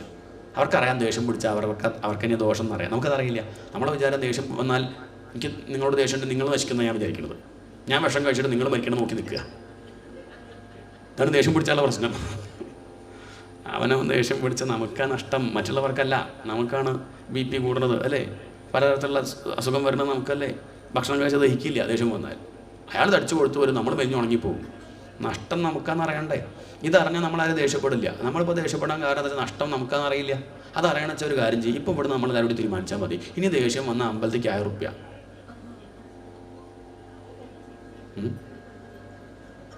ദേഷ്യം വരില്ല, പിന്നെ ഇത്രയേ പണിയുള്ളൂ. നമ്മുടെ നഷ്ടം എന്ന് പറഞ്ഞാൽ നമുക്ക് ഈ കാശ് പോകുന്നത് മാത്രം നഷ്ടമായിട്ട് കണക്കാക്കുന്നുള്ളൂ. ശ്രദ്ധിച്ചിട്ടുണ്ടോ? ഒരു 90% ആളുകൾ അങ്ങനെയാണ്, കാശ് പോകുന്നത് മാത്രമാണ് നഷ്ടം. അപൂർവം ഒരു 10% ആളുകളുണ്ടാവും, അവർ പിന്നെ ഒക്കെ ഒഴിവാക്കിയിട്ട് വന്ന് ഭാഗവതം കേൾക്കും. ചേട്ടാ അങ്ങനെ ഞാനൊന്ന് മാറിയിരുന്ന തിരുമേനി ഒരു ദിവസം എത്ര റുപ്യ നഷ്ടം എന്നറിയോ? അത് നമ്മളങ്ങോട്ട് തന്നേക്കാം എന്നിരിക്കുമോ? ഇല്ല, എന്നാലും ഇവർക്ക് പറ്റില്ല. അതാണ് രജോ ഗുണം. അതിൻ്റെ ആധിക്യം കൊണ്ട് സാധിക്കില്ല. 5 മിനിറ്റ് ഇരിക്കാൻ പറ്റില്ല. അപ്പോഴേക്കും എന്തിനിങ്ങനെ കുറേ ഉണ്ടാക്കിയിട്ട് എന്ത് ചെയ്യാനാ? സാധിക്കില്ല. അതുകൊണ്ട് ദേഷ്യം എന്നുള്ളത് നല്ല ഗുണമല്ല. എന്നാൽ നോക്കുക ആർക്കാ ദേഷ്യം വരാത്തെന്ന് നോക്കട്ടെ. അങ്ങനെ ഭൃഗുമഹർഷിയെ ഏർപ്പാടാക്കി. സരസ്വതി തീരത്തുള്ള ഋഷിമാർ ത്രിമൂർത്തികളിൽ ആർക്കാണ് ദേഷ്യം ഇല്ലാത്തത്, ആർക്കാണ് സത്വഗുണം കൂടുക നോക്കാൻ വേണ്ടി ഭൃഗുമഹർഷിയെ ഏർപ്പാടാക്കി. ഭൃഗുമഹർഷിയാകുമ്പോൾ ആരുടെയും പക്ഷം പിടിക്കില്ല. കാരണം 3 ദേവന്മാരായിട്ട് ബന്ധമുണ്ട്, 3 ബന്ധമുണ്ട്. ബ്രഹ്മദേവൻ്റെ മകനാണ്, പിന്നെയോ പരമശിവൻ്റെ സഹോദരനാണ്, ലക്ഷ്മി ദേവിയുടെ അച്ഛനാണ്. അങ്ങനെയാകുമ്പോൾ വിഷ്ണു ഭഗവാനായിട്ട് ബന്ധമുണ്ട്. അങ്ങനെ ആദ്യം നോക്കാനായിട്ട് വന്നു, ബ്രഹ്മദേവൻ്റെ അടുത്ത് വന്നു. ബ്രഹ്മദേവൻ വലിയ സന്തോഷമായി ഓടി വരികയാണ്. ബ്രഹ്മദേവൻ അങ്ങനെ നോക്കി നിന്നു. അങ്ങനെ കയറി തൻ്റെ അടുത്തെത്തി. ആര്? ഭൃഗുമഹർഷി. അടുത്തങ്ങോട്ട് ഇരിക്കാൻ പുറപ്പെട്ടപ്പോൾ നല്ലോണം അങ്ങോട്ട് നോക്കി ബ്രഹ്മാവ്. ഒപ്പരിക്കേ, സത്യലോകത്തിരിക്കണ എൻ്റെ അടുത്ത് വന്നിരിക്കേ. ലേശം എന്തുണ്ട്? രജോ ഗുണം, കുറച്ചൊരു അഹന്തണ്ട്. അതുകൊണ്ടല്ലേ മാർക്കിട്ടു ഭൃഗുമഹർഷി 100 നേരെ അങ്ങോട്ട് പോയി. ഇതൊക്കെ കേട്ട് ബ്രഹ്മാവ് മോശം എന്ന് വിചാരിക്കരുതേ, അത് അർത്ഥവാദമാണ്. ഇങ്ങനെ പറഞ്ഞൊരു പുരാണത്തിൻ്റെ ഒരു രീതിയാണത്. അതങ്ങനെയാണ്, അതിൻ്റെ ഒരു സമ്പ്രദായം അങ്ങനെയാണ്, അതങ്ങനെ മനസ്സിലാക്കണം. അതല്ലാതെ ബ്രഹ്മാവ് മോശം എന്ന് വിചാരിക്കേണ്ട, ഒക്കെ ഒന്ന് തന്നെയാണ്, പല പേരാണ്. അപ്പോൾ അതങ്ങനെ മനസ്സിലാക്കിയിട്ട് തന്നെ കേൾക്കണം എന്നർത്ഥം. പരമശിവൻ്റെ അടുത്തേക്ക് പോയി. പരമശിവൻ അങ്ങോട്ട് ഓടി വന്നു. ഭൃഗുമഹർഷിയെ കെട്ടിപ്പിടിക്കാൻ പുറപ്പെട്ടപ്പോൾ ഭൃഗുമഹർഷി പറഞ്ഞു, ചുടലപ്പറമ്പ് നെണീറ്റ് വരും, കുളിക്കൂല, ശുദ്ധമില്ല എന്ന് പറഞ്ഞ സമയത്ത് ദേഷ്യം വന്നു. മാർക്കിട്ടു 100 നേരെ അങ്ങോട്ട് പോയി. വിഷ്ണു ഭഗവാന്റെ അടുത്തേക്ക് പോയപ്പോൾ അദ്ദേഹം അവിടെ കിടന്നുറങ്ങുകയാണ്. ചെറിയൊരു മയക്കം. അനന്തപത്മനാഭൻ അങ്ങനെ ചെരിഞ്ഞ് കിടക്കുകയാണ്. താൻ അദ്ദേഹത്തിൻ്റെ ഭാര്യയുടെ അച്ഛനാ. വരുമ്പോൾ അങ്ങനെ ചെരിഞ്ഞ് കിടക്കുകയാണ്. അവർ ഓടി വന്ന് ഒരു ചവിട്ടങ്ങോട്ട് കൊടുത്തു ഹൃദയത്തിൽ. വിഷ്ണു ഭഗവാൻ അങ്ങോട്ട് എഴുന്നേറ്റു, തൊഴുതങ്ങോട്ട് നമസ്കരിച്ചു. തൻ്റെ തൽപ്പത്തിൽ അങ്ങോട്ട് കിടത്തി. ആരെ? ഭൃഗുമഹർഷിയെ. ആ പാദമെടുത്ത് മടിയിൽ വെച്ചു. ഞാൻ അറിഞ്ഞില്ല, വലിയ അപരാധമാണ് ഞാൻ ചെയ്തത്. അങ്ങനെ ഒരു മഹാത്മാവ്, ഒരു ഭക്തൻ ഓടി വരുന്ന സമയത്ത് എന്നെ കാണാനായിട്ട് വരുമ്പോൾ ഞാൻ അങ്ങനെ കിടന്നുറങ്ങുകയെന്ന് പറഞ്ഞാൽ എത്ര മോശം. അത് പറ്റിപ്പോയി. ഇനി ഞാൻ ആവർത്തിക്കില്ല. എന്ത് ശിക്ഷ വേണമെങ്കിൽ തരാം. സ്വതൽപാദവരുഹ്യാധാനാമശിരസാമുനിം ആഹതേ സ്വാഗതം ബ്രഹ്മൻ നിഷീദാത്രാസനേക്ഷണം അജാനതാം ആഗതാൻവ ക്ഷന്തുമർഹത്ന പ്രഭോ. അങ്ങനെ ഇവിടെ ക്ഷമിക്കില്ലേ? അതല്ല നീ ശിക്ഷിക്കണം എന്ന് ആഗ്രഹിച്ചാവാം, എൻ്റെ തെറ്റല്ലേ എന്ന് പറഞ്ഞ് തൻ്റെ ആ മടിയിലേക്ക് അദ്ദേഹത്തിൻ്റെ പാദം എടുത്തു വെച്ച്, അതീവ കോമളവും താത, അങ്ങയുടെ ഈ പാദം എത്ര മൃദുലാണ്, എൻ്റെ ഈ കാരിരുമ്പ് പോലുള്ള ഹൃദയത്തിൽ ചവിട്ടിയിട്ട് അങ്ങേക്ക് വേദനിച്ചോ? ഇങ്ങോട്ട് ചവിട്ടിയത് പോരാ, എന്നിട്ട് ആ പാദം ഒഴിഞ്ഞു കൊടുക്കണം വെച്ചാൽ ആരായി ഭഗവാൻ? ചരണവുദയ മഹാമുനെ ഇത്യുക്ത്വാ വിപ്രചരണവൂ മർദ്ദയൻ സ്വേന പാണിന. തൻ്റെ കൈകൊണ്ട് തന്നെ ചവിട്ടിയാളുടെ പാദം ഒഴിഞ്ഞു കൊടുക്കണമെങ്കിൽ സംശയം ഉണ്ടോ? ഇനിയിപ്പം ഭൃഗുമഹർഷിയുടെ കണ്ണെന്ന് കണ്ണീര് വരികയാണ്. എന്ത്? ഈ ഒരു ഭാവം കണ്ടിട്ട് അദ്ദേഹത്തെ ചവിട്ടി പോയല്ലോ, പരീക്ഷിക്കാനാണെങ്കിൽ ചെയ്തു പോയല്ലോ. അവിടെ നിന്ന് അങ്ങോട്ട് എണീറ്റു, തൊഴുതങ്ങോട്ട് നമസ്കരിച്ചു. സരസ്വതി തീരത്ത് വന്നിട്ട് പറഞ്ഞു, സംശയമൊന്നുമില്ല, സത്വഗുണം കൂടെ ഇറക്കാം. അതുകൊണ്ട് ശാന്തി ആഗ്രഹിക്കുന്നവർ, ആത്മജ്ഞാനം ആഗ്രഹിക്കുന്നവർ, മുക്തി ആഗ്രഹിക്കുന്നവർ, മുക്തി പറഞ്ഞാൽ ബന്ധനങ്ങളിൽ നിന്നുള്ള മോചനം ആഗ്രഹിക്കുന്നവർ ഈ ഭഗവാനെ ആരാധിക്കൂ എന്ന് പറഞ്ഞു. അങ്ങനെ ആരാധിക്കുകയാണെങ്കിലോ, അങ്ങനെ സത്വഗുണം അല്ലെങ്കിൽ സാത്വികമായിട്ട് ആരാധിക്കുകയാണെങ്കിൽ അവരുടെ ഉള്ളിൽ അഹങ്കാരം വന്നാൽ ആ അഹങ്കാരം ആരും ഇല്ലാണ്ടിയാക്കും. അത് ഭഗവാൻ ഇല്ലാണ്ടിയാക്കും, അല്ലെങ്കിൽ പ്രകൃതി ഇല്ലാണ്ടിയാക്കും. നമുക്ക് ചില അനുഭവമൊക്കെ തന്നിട്ട് എന്ത് ചെയ്യും? ആ അഹങ്കാരം കണ്ട് ഇല്ലാണ്ടിയാക്കും. തെളിവ് പറയാം. അർജുനൻ കൃഷ്ണൻ്റെ കൂടെ തന്നെയല്ലേ, സാത്വികമായിട്ട് ഉപാസിക്കുന്ന ആളാണ്. അദ്ദേഹത്തിനുണ്ടായല്ലോ കുറച്ച് അഹങ്കാരം. എപ്പം? ആ വില്ല് കിട്ടിയേ, ഗാന്ധിയും വില്ല് കിട്ടിയപ്പോഴേക്ക് താനൊരു കേമനാന്നൊരു വിചാരം അർജുനുണ്ടായിരുന്നു. അത് ഭഗവാൻ ഇല്ലാണ്ടിയാക്കി കൊടുത്തു. സന്താന ഗോപാലം എന്ന ലീലയിലൂടെ അർജുനൻ്റെ അഹങ്കാരം ഇല്ലാണ്ടിയാക്കാനുള്ള ലീലയാണത്. ദ്വാരകയിൽ ഒരു ബ്രാഹ്മണൻ, അദ്ദേഹത്തിന് ഉണ്ടാവുന്ന കുട്ടികളൊക്കെ അങ്ങനെ മരിച്ചു പോവുകയാണ്. 1 അല്ല 2 അല്ല 3 അല്ല 4 അല്ല, അങ്ങനെ ഉണ്ടാവുന്ന കുട്ടികളൊക്കെ മരിച്ചു പോകുന്നു. ആ മരിച്ചു കഴിഞ്ഞാൽ ശവശരീരവുമായിട്ട് ഭഗവാന്റെ അടുത്തേക്ക് ഓടി വരും. കണ്ടില്ലേ കൃഷ്ണ, താൻ കാണുന്നില്ലേ ഇപ്പോൾ? ഭഗവാൻ അദ്ദേഹം ഇങ്ങനെ പറയുമ്പോൾ ഒക്കെ തല കുനിച്ച് അങ്ങനെ കേൾക്കും. ആദ്യമൊക്കെ ഭഗവാനെ സ്തുതിക്കും, പിന്നെ കുറേ കുറ്റം പറയും.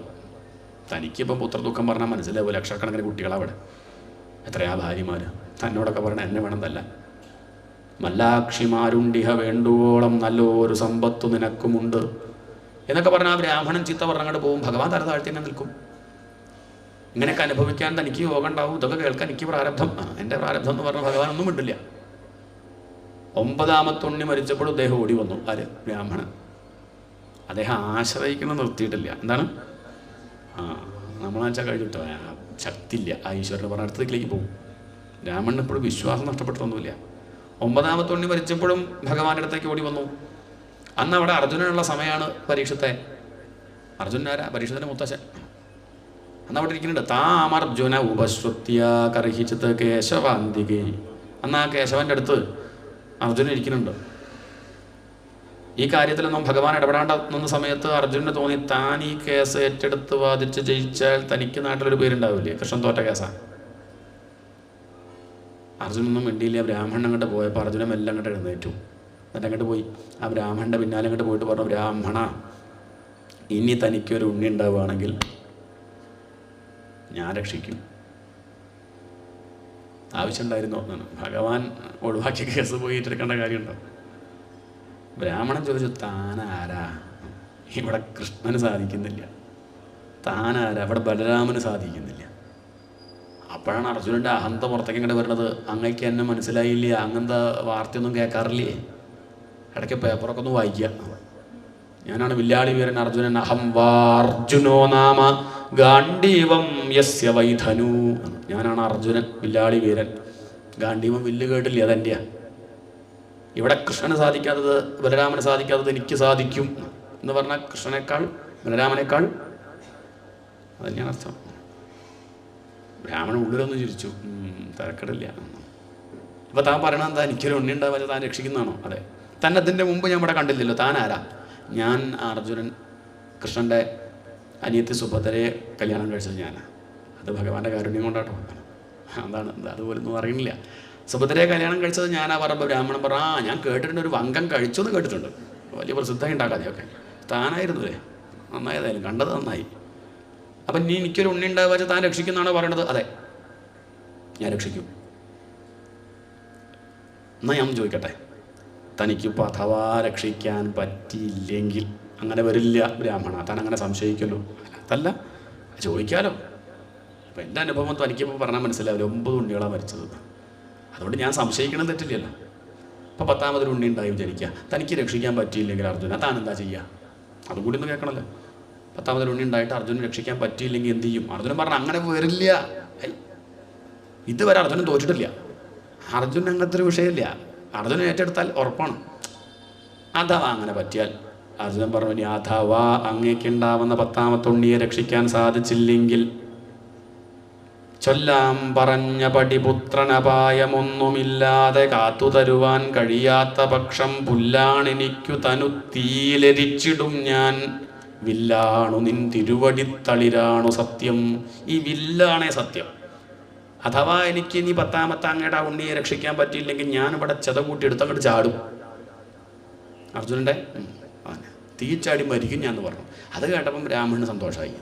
ഓ എന്തായാലും ഒന്നെങ്കിലും ഉണ്ണിയെ കിട്ടും 10ാമത്തെ, അല്ലെങ്കിൽ ഇയാൾ ചാവും, ഏതെങ്കിലും ഒന്നും നടക്കുമല്ലോ.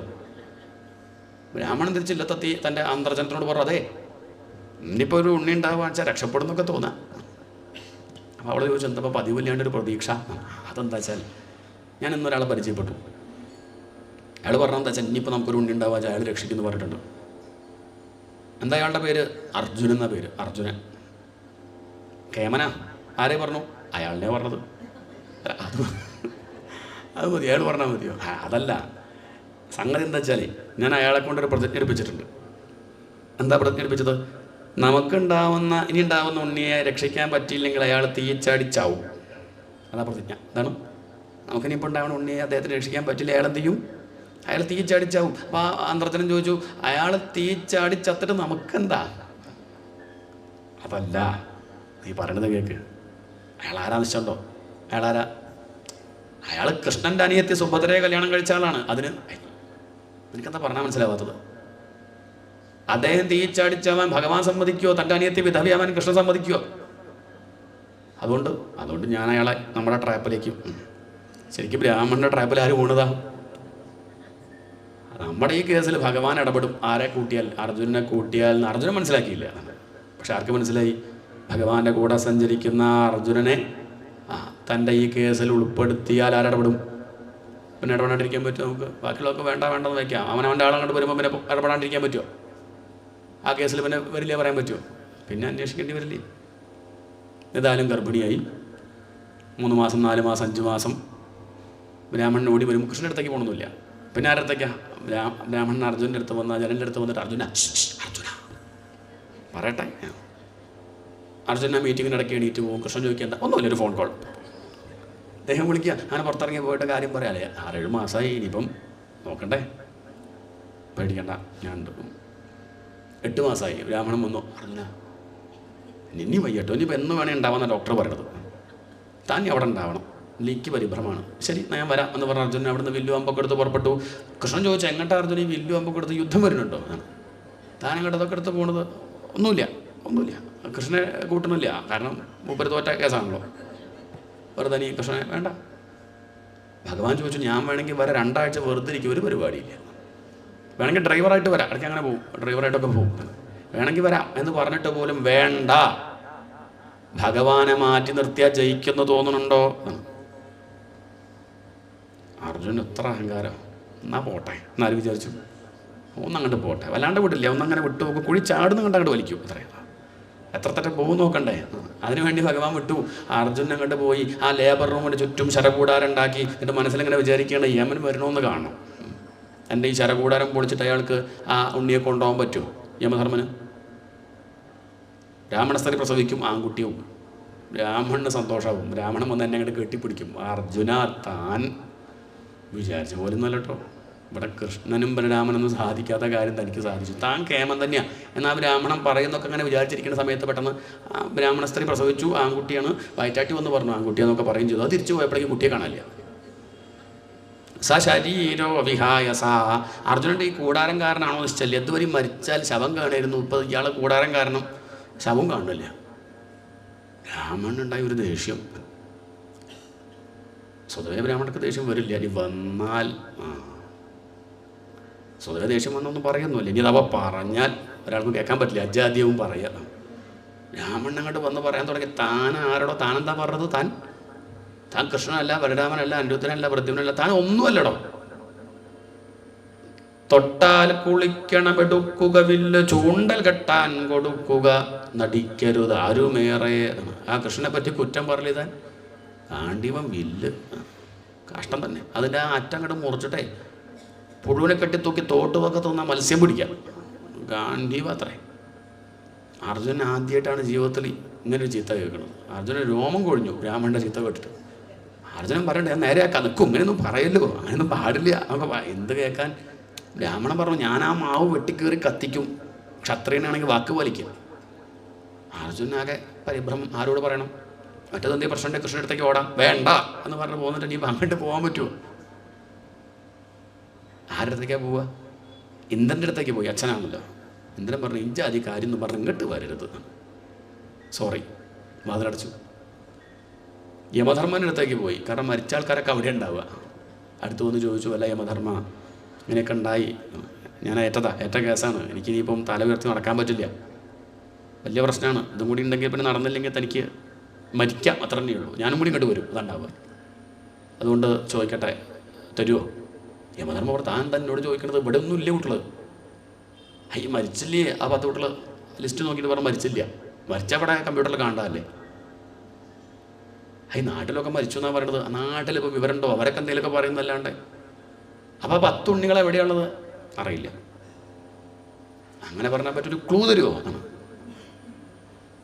പറയാൻ പാടില്ലാത്തതാണ്. എന്നാലും ഞാൻ അങ്ങനെ ചോദിക്കുമ്പം ഇന്ദ്രൻ്റെ മകനൊക്കെ അല്ലേ കാര്യം പറയാം. എന്താ വെച്ചാൽ എന്നെക്കാൾ കറുത്തും കൊണ്ടൊരു വിദ്വാൻ തൻ്റെ കൂടെ അല്ലേ, എപ്പോഴും കൂടെ ഉണ്ടാവാറല്ലേ, ഇതിപ്പോൾ ഈ കേസിൽ കൂട്ടിയില്ലേ?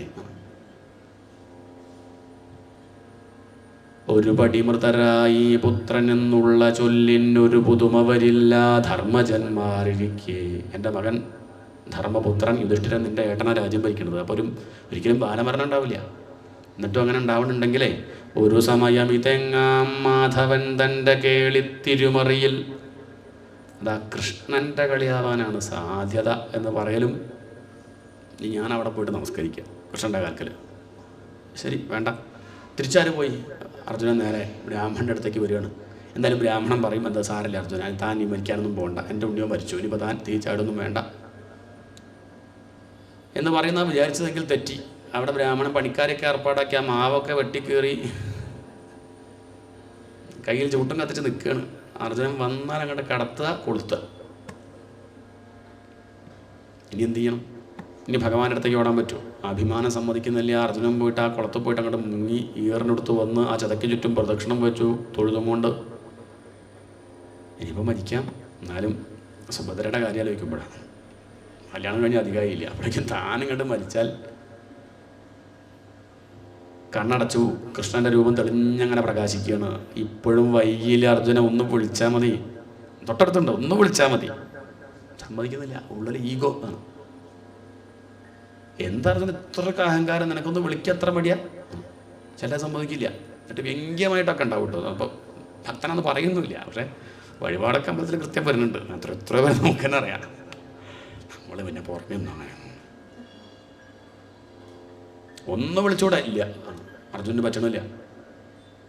ഒരു കാര്യം കൃഷ്ണ എനിക്ക് പറയാനുള്ളൂ, ഞാൻ നിൻ്റെ അനിയത്തെ വിവാഹം കഴിച്ച് അധികമായില്ല, വിധവയാക്കാൻ തോന്നരുതെന്ന് പറഞ്ഞ് എടുത്തങ്ങോട്ട് ചാടി അർജുനൻ ഒരു കൈ വന്ന് അങ്ങോട്ട് തട്ടി നേരെ തേരിലിട്ട് അങ്ങോട്ട് കൊണ്ടുപോയി. സപ്തദ്വീപാൻ സപ്തസിന്ധൂൻ സപ്തഗിരീനഥ, 7 ദ്വീപുകൾ 7 കടലുകളൊക്കെ കഴിഞ്ഞ് അങ്ങനെ സഹസ്രാദിത്യ സങ്കാശം, 1000 സൂര്യന്മാർ ഉദിച്ചാൽ എത്ര കണ്ട് പ്രകാശം ഉണ്ടാവും. ഭഗവാന്റെ ചക്രം അങ്ങോട്ട് വന്നു. അങ്ങനെ സമുദ്രത്തിലേക്ക് ഇങ്ങോട്ട് ഇറങ്ങി, ഇരുട്ട്. അപ്പോഴേക്ക് ചക്രം എത്തി. 1000കണക്കിന് പണങ്ങളുള്ള അനന്തനെ അവിടെ കണ്ടു. വലിയൊരു കൊട്ടാരം. അനന്തൻ 1000 പണങ്ങൾ അതിൻ്റെ നടുക്കായിട്ട് ആരിയ്ക്കുന്നുണ്ട്.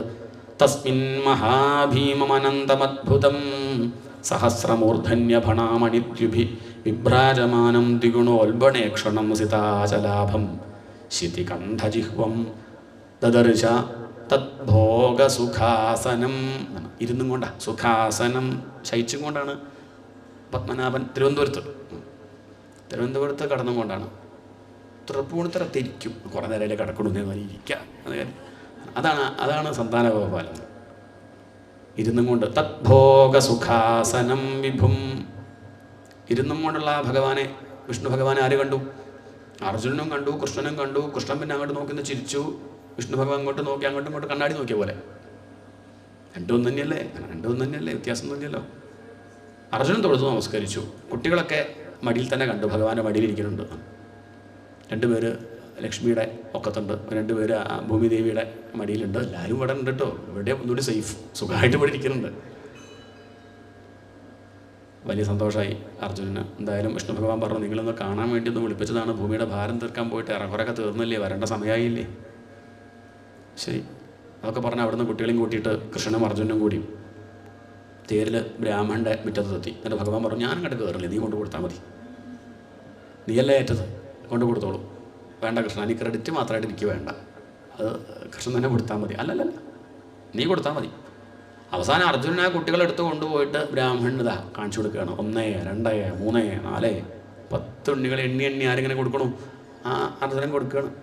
ബ്രാഹ്മണനുണ്ടായ സന്തോഷം ഒന്നേ കിട്ടുള്ളൂ എന്നാണ് വിചാരിച്ചത് അർജുനൻ ഇടപെട്ടപ്പോഴേ. പക്ഷേ കൃഷ്ണൻ കേസിലങ്ങോട്ട് ഇടപെട്ടപ്പോഴേക്കും 1ൻ്റെ സ്ഥാനത്ത് 10. നമ്മളായിട്ടാണെങ്കിൽ 1, ഈശ്വരനെ ചേർത്ത് നോക്കൂ, 10, 100, 1000, അതിന് കണക്കുണ്ടാവില്ല. നമുക്ക് പിന്നെ ലേശം മതി ആണ്. ഈ അല്പത്തെ ഒഴിവാക്കിയിട്ട് ധാരാളമാവട്ടെ, ഇതിനെ കുറയ്ക്കണമെന്നുള്ളതാണ് ചോദ്യം. ബ്രാഹ്മണനുണ്ടായ സന്തോഷം. ബ്രാഹ്മണൻ പറയണം, അർജുന നീ ചില്ലറക്കാരനല്ലോ, ഇവിടെ കൃഷ്ണന് സാധിച്ചിട്ടില്ല, ബലരാമന് സാധിച്ചിട്ടില്ല, അനിരുദ്ധന് സാധിച്ചിട്ടില്ല പറയാൻ പുറപ്പെടുമ്പോൾ അർജുനൻ പറയണം, അല്ലല്ലല്ല അങ്ങനെ പറയരുത്, ഇതൊക്കെ കൃഷ്ണനാണ്, ഇതൊക്കെ കൃഷ്ണൻ്റെ കാരുണ്യം കൊണ്ടാന്ന് പറഞ്ഞാൽ അവിടെ നിന്ന് അങ്ങോട്ട് ഓടി തന്നെ പുകഴ്ത്തുന്നത് കേൾക്കാൻ വയ്യ. ഇതുവരെ അങ്ങനെ ഇല്ലായിരുന്നു, പുകഴ്ത്തുമ്പോൾ അങ്ങനെ നിൽക്കായിരുന്നു അർജുനൻ. അപ്പം മനസ്സിലായി എന്ത്? ഒന്നുമില്ല. ഓടി വന്ന ഭഗവാന്റെ കാൽക്കൽ അങ്ങോട്ട് വീണ് നമസ്കരിച്ചു, കണ്ണീര് കൊണ്ട് ഭഗവാന്റെ പാദം കഴുകി. യത് കിഞ്ചിത് പൗരുഷം പുംസാം മേനേ കൃഷ്ണാനുകമ്പിതം. അടിയൻ എന്തെങ്കിലും ഒരു കഴിവുണ്ടെങ്കിൽ ഒരു വരപ്പ കൃഷ്ണ, അത് നിന്റെ കാരുണ്യാണേ, നിന്റെ അനുകമ്പയാണേ, നിന്റെ ഭിക്ഷയാണേ, നിന്റെ ഔദാരിയാണേ എന്ന് പറഞ്ഞ് അർജുനൻ കാൽക്കൽ അങ്ങോട്ട് വീണ് നമസ്കരിച്ചു. ഭഗവാൻ പുറത്തു തട്ടിയിട്ട് പറ, സാരല്ലേ അർജുന, പോട്ടെ, എങ്ങനെ കരഞ്ഞാലോ, എണീക്കൂ എന്ന് പറഞ്ഞാൽ അർജുനൻ അങ്ങോട്ട് എഴുന്നേൽപ്പിച്ച് കെട്ടിപ്പിടിച്ചു. ഇതാണ് സന്താന ഗോപാലൻ. എന്തിനാ ഈ കഥ പറഞ്ഞത്? അഹങ്കരിച്ച അർജുനനെ ഭസ്മാക്കിയോ മൃഗാസുരനോ? അതന്നെ, അതാ വ്യത്യാസം. രണ്ടുപേരും ഭജിച്ചുള്ളതൊക്കെ ശരി തന്നെ. സാത്വികമായിട്ട് ഭജിച്ചത് കൊണ്ട് ഇടയ്ക്ക് വെച്ച് അർജുനനുണ്ടായ അഹങ്കാരത്തെ ജീവിതത്തിൽ തന്നെ ചില സന്ദർഭങ്ങളൊക്കെ കൊടുത്ത് ദുഃഖിപ്പിച്ച് ഉള്ളിലുള്ള അഹങ്കാരത്തെ കണ്ണീരിലൂടെ അങ്ങോട്ട് പുറത്തെത്തിച്ചിട്ട് അനുഗ്രഹിച്ചു. ഇതന്നെ നമ്മുടെ ജീവിതത്തിൽ സംഭവിക്കുന്നത്. ഭാഗവതം വായിക്കുന്നവർക്കും വിഷമങ്ങളൊക്കെ ഉണ്ടാവാം, അവരുടെ ജീവിതത്തിൽ ചിലപ്പോൾ വിഷമങ്ങളൊക്കെ ലോകദൃഷ്ടിയിൽ കണ്ടേക്കാം. എന്നാൽ ഇത്രയൊക്കെ വായിച്ച ആൾക്ക് ഇങ്ങനെ വരും നമ്മൾ വിചാരിച്ചാൽ ഇല്ലെങ്കിലൊക്കെ ചിലപ്പോൾ വന്നു വന്നേക്കാം. ഒന്നും പേടിക്കണ്ട, അതൊന്നും ചില അങ്ങനെയൊക്കെ കണക്കാക്കും. അതിലൊന്നും അർത്ഥമില്ല, അതിലൊന്നും കഥയില്ല. ഇരിക്കുമ്പോൾ അങ്ങനെ ഇരുന്നു, സമാധാനമായിട്ടിരുന്നില്ലേ, അത്രയും നോക്കണ്ടോ. അപ്പം അതുകൊണ്ട് അതൊക്കെ ഭഗവാന്റെ കളികളാണ്. ഉള്ളിലുള്ള ആ കുറച്ചൊരു അഹങ്കാരം ഉണ്ടെങ്കിൽ അതെന്ത് ചെയ്യണം, അതങ്ങോട്ട് പൂർണ്ണമായിട്ട് അങ്ങോട്ട് തീർക്കുക ആണ്. ഇനി ജനിക്കേണ്ട ഉള്ളതൊക്കെ അങ്ങോട്ട് അനുഭവിച്ച് തീർത്ത് അയാളെ ശുദ്ധാക്കുകയാണ്. ഇവിടെ അർജുനനെ നോക്കൂ, ശുദ്ധാക്കിയില്ലേ. അതുകൊണ്ട് സാത്വികമായിട്ട് ഉപാസിക്കൂ സജ്ജനങ്ങളെ. ഭഗവാനെ ഉപാസിച്ച സുഖമായിട്ടിരിക്കാൻ പറ്റും. ഭഗവാൻ സുഖമായിട്ടല്ലേ ഇരുന്നത്? അവസാനത്തെ അധ്യായം 10 സുഖം സ്വപുര്യാം നിവസൻ മംഗളം പാടുകയാണ്. ആ ദശമസ്കന്ധത്തിന് ആരതി വീണതുപോലെ സുഖമായിട്ട് ഭഗവാൻ കഴിഞ്ഞു. സുഖം സ്വപുര്യാം നിവസൻ ദ്വാരകായാം ശ്രിയഃപതി. ആ ലക്ഷ്മി വല്ലഭൻ കൃഷ്ണൻ ആ ദ്വാരകയിൽ സുഖമായിട്ട് കഴിഞ്ഞു. ഇതിനകത്തിങ്ങനെ എടുത്തു പറയണത് അല്ല, സുഖമായിട്ട് കഴിയാൻ പാടും. ശരിക്കും നോക്കുകയാണെന്ന് വെച്ചാൽ എത്രയാ പത്നിമാർ, എത്രയാ കുട്ടികൾ, എത്രയാ പേരക്കുട്ടികൾ, എത്ര പേരവിടെ ഉണ്ട്? നമുക്കോ 10 പേരുണ്ടെങ്കിൽ 100 അഭിപ്രായ. അവിടെ ഒരു പ്രശ്നമില്ല, സുഖമായിട്ടിരുന്നു വെച്ചാൽ. ഇവിടെ ഒരു ഭാര്യ ഒരു കുട്ടി, എന്നിട്ട് ആഴ്ചയിൽ കൗൺസിലിങ്ങിന് പോവുക, ഡിപ്രഷൻ. അപ്പോഴാണ് ഇതിന് പ്രസക്തി. എങ്ങനെ സാധിക്കുന്നു ഭഗവാന്? അതാണ് ഏകാദശ സ്കന്ധം കേൾക്കൂ, മനസ്സിലാവും എങ്ങനെയാണ് ഏത് സാഹചര്യത്തിലും സമാധാനമായിട്ടിരിക്കാൻ സാധിക്കാനത് പഠിപ്പിക്കും. അതാണ് ഏകാദശ സ്കന്ധം. വിഷയം സ്വാതന്ത്ര്യം, മുക്തി. മുക്തി പറഞ്ഞാൽ ദുഃഖങ്ങളിൽ നിന്നുള്ള മോചനം, കാമക്രോധാദികളിൽ നിന്നുള്ള മോചനം, പ്രയാസങ്ങളിൽ നിന്ന് പ്രശ്നങ്ങളിൽ നിന്നുള്ള മോചനം, സന്തോഷമായിട്ടിരിക്കാൻ സാധിക്കുക, സമാധാനമായിട്ടിരിക്കാൻ സാധിക്കുക. അതാണ് വിഷയം. അതാണ് ഭാഗവതത്തിൽ കേൾക്കേണ്ടത്. അതാണ് പ്രധാനപ്പെട്ട ഭാഗം. സദ്യയിൽ ചോറ് പോലെ. സദ്യക്ക് പ്രധാനം എന്താ? ചോറാണെങ്കിൽ ആരും ചോറ് പറയില്ല. വത്തപ്പേരി, ശർക്കരപ്പേരി, ഓലൻ, എലിശ്ശേരി, കുടിയിഞ്ചി, പാലട ഒക്കെ പറയും. ഇതൊക്കെ ഉണ്ട്. ചോറ് വിളമ്പിയില്ലെങ്കിലോ? ചോറ് വയ്ക്കാൻ മറന്നുപോയി. അതുപോലെയാണ് ഏകാദശി അല്ലെങ്കിൽ ഭാഗവതം. മാഹാത്മ്യം എന്ന് പറഞ്ഞാൽ ഇലട്ടും എന്നാണ്, അത്രയേ ഉള്ളൂ. അത് ഇലട്ടതാണ്. പിന്നെ അങ്ങനെ ഓരോ ദിവസം പ്രഥമസ്കന്ധം, ദ്വിതീയസ്കന്ധം ഒക്കെ വറുത്തപ്പേരി, ശർക്കരപ്പേരി, ഓലൻ, എലിശ്ശേരി ഒക്കെ വിളമ്പി അങ്ങനെ ചോറ് വിളമ്പാറാകുമ്പോഴേക്കും ചിലർ ഇല മടക്കി പോകാറുണ്ട്. ഇവിടെ അങ്ങനെ ആരും പോകുന്നുണ്ടാവില്ല. കഴിഞ്ഞു, എന്തായാലും സന്തോഷമായി എന്നൊക്കെ പറഞ്ഞാൽ കേട്ട് ഇനിയിപ്പോൾ എന്താ കേൾക്കാനുള്ളത്, കുചേലിനും വന്നു പോയി, ഇനിയിപ്പോൾ എന്തെങ്കിലും ഉണ്ടോ എന്നൊക്കെ വിചാരിക്കുന്നവർ പൊതുവേ ഉണ്ട്. അവിടെ ഉണ്ടെന്നല്ല. അവസാനം ആ ഭഗവാനും ഉദ്ധവനും കൂടി നേരത്തെ ചോറുമായിട്ട് അങ്ങനെ ചെമ്പ് നിരക്കി കൊണ്ടുവരും നമ്മുടെ അടുത്തേക്ക് വിളമ്പാൻ. അപ്പോഴേക്കും ആളെ കാണില്ല, ആ പോയോ. അങ്ങനെയുള്ള അവസ്ഥ ഉണ്ടാവരുതെന്ന് അർത്ഥം. പ്രധാനതാണ് ഈ ചോറിനകത്തെത്തിക്കാനാണ് ബാക്കിയുള്ള വിഭവങ്ങളൊക്കെ. ഉപ്പിട്ടതും പുളിഞ്ചൊക്കെ ചോറ് ഉരുളങ്ങനെ എത്താനേ. ശരിക്കും പറഞ്ഞാൽ ചോറ് മാത്രം കഴിച്ചാൽ മതി വിശപ്പ് മാറാൻ, ഇല്ലേ?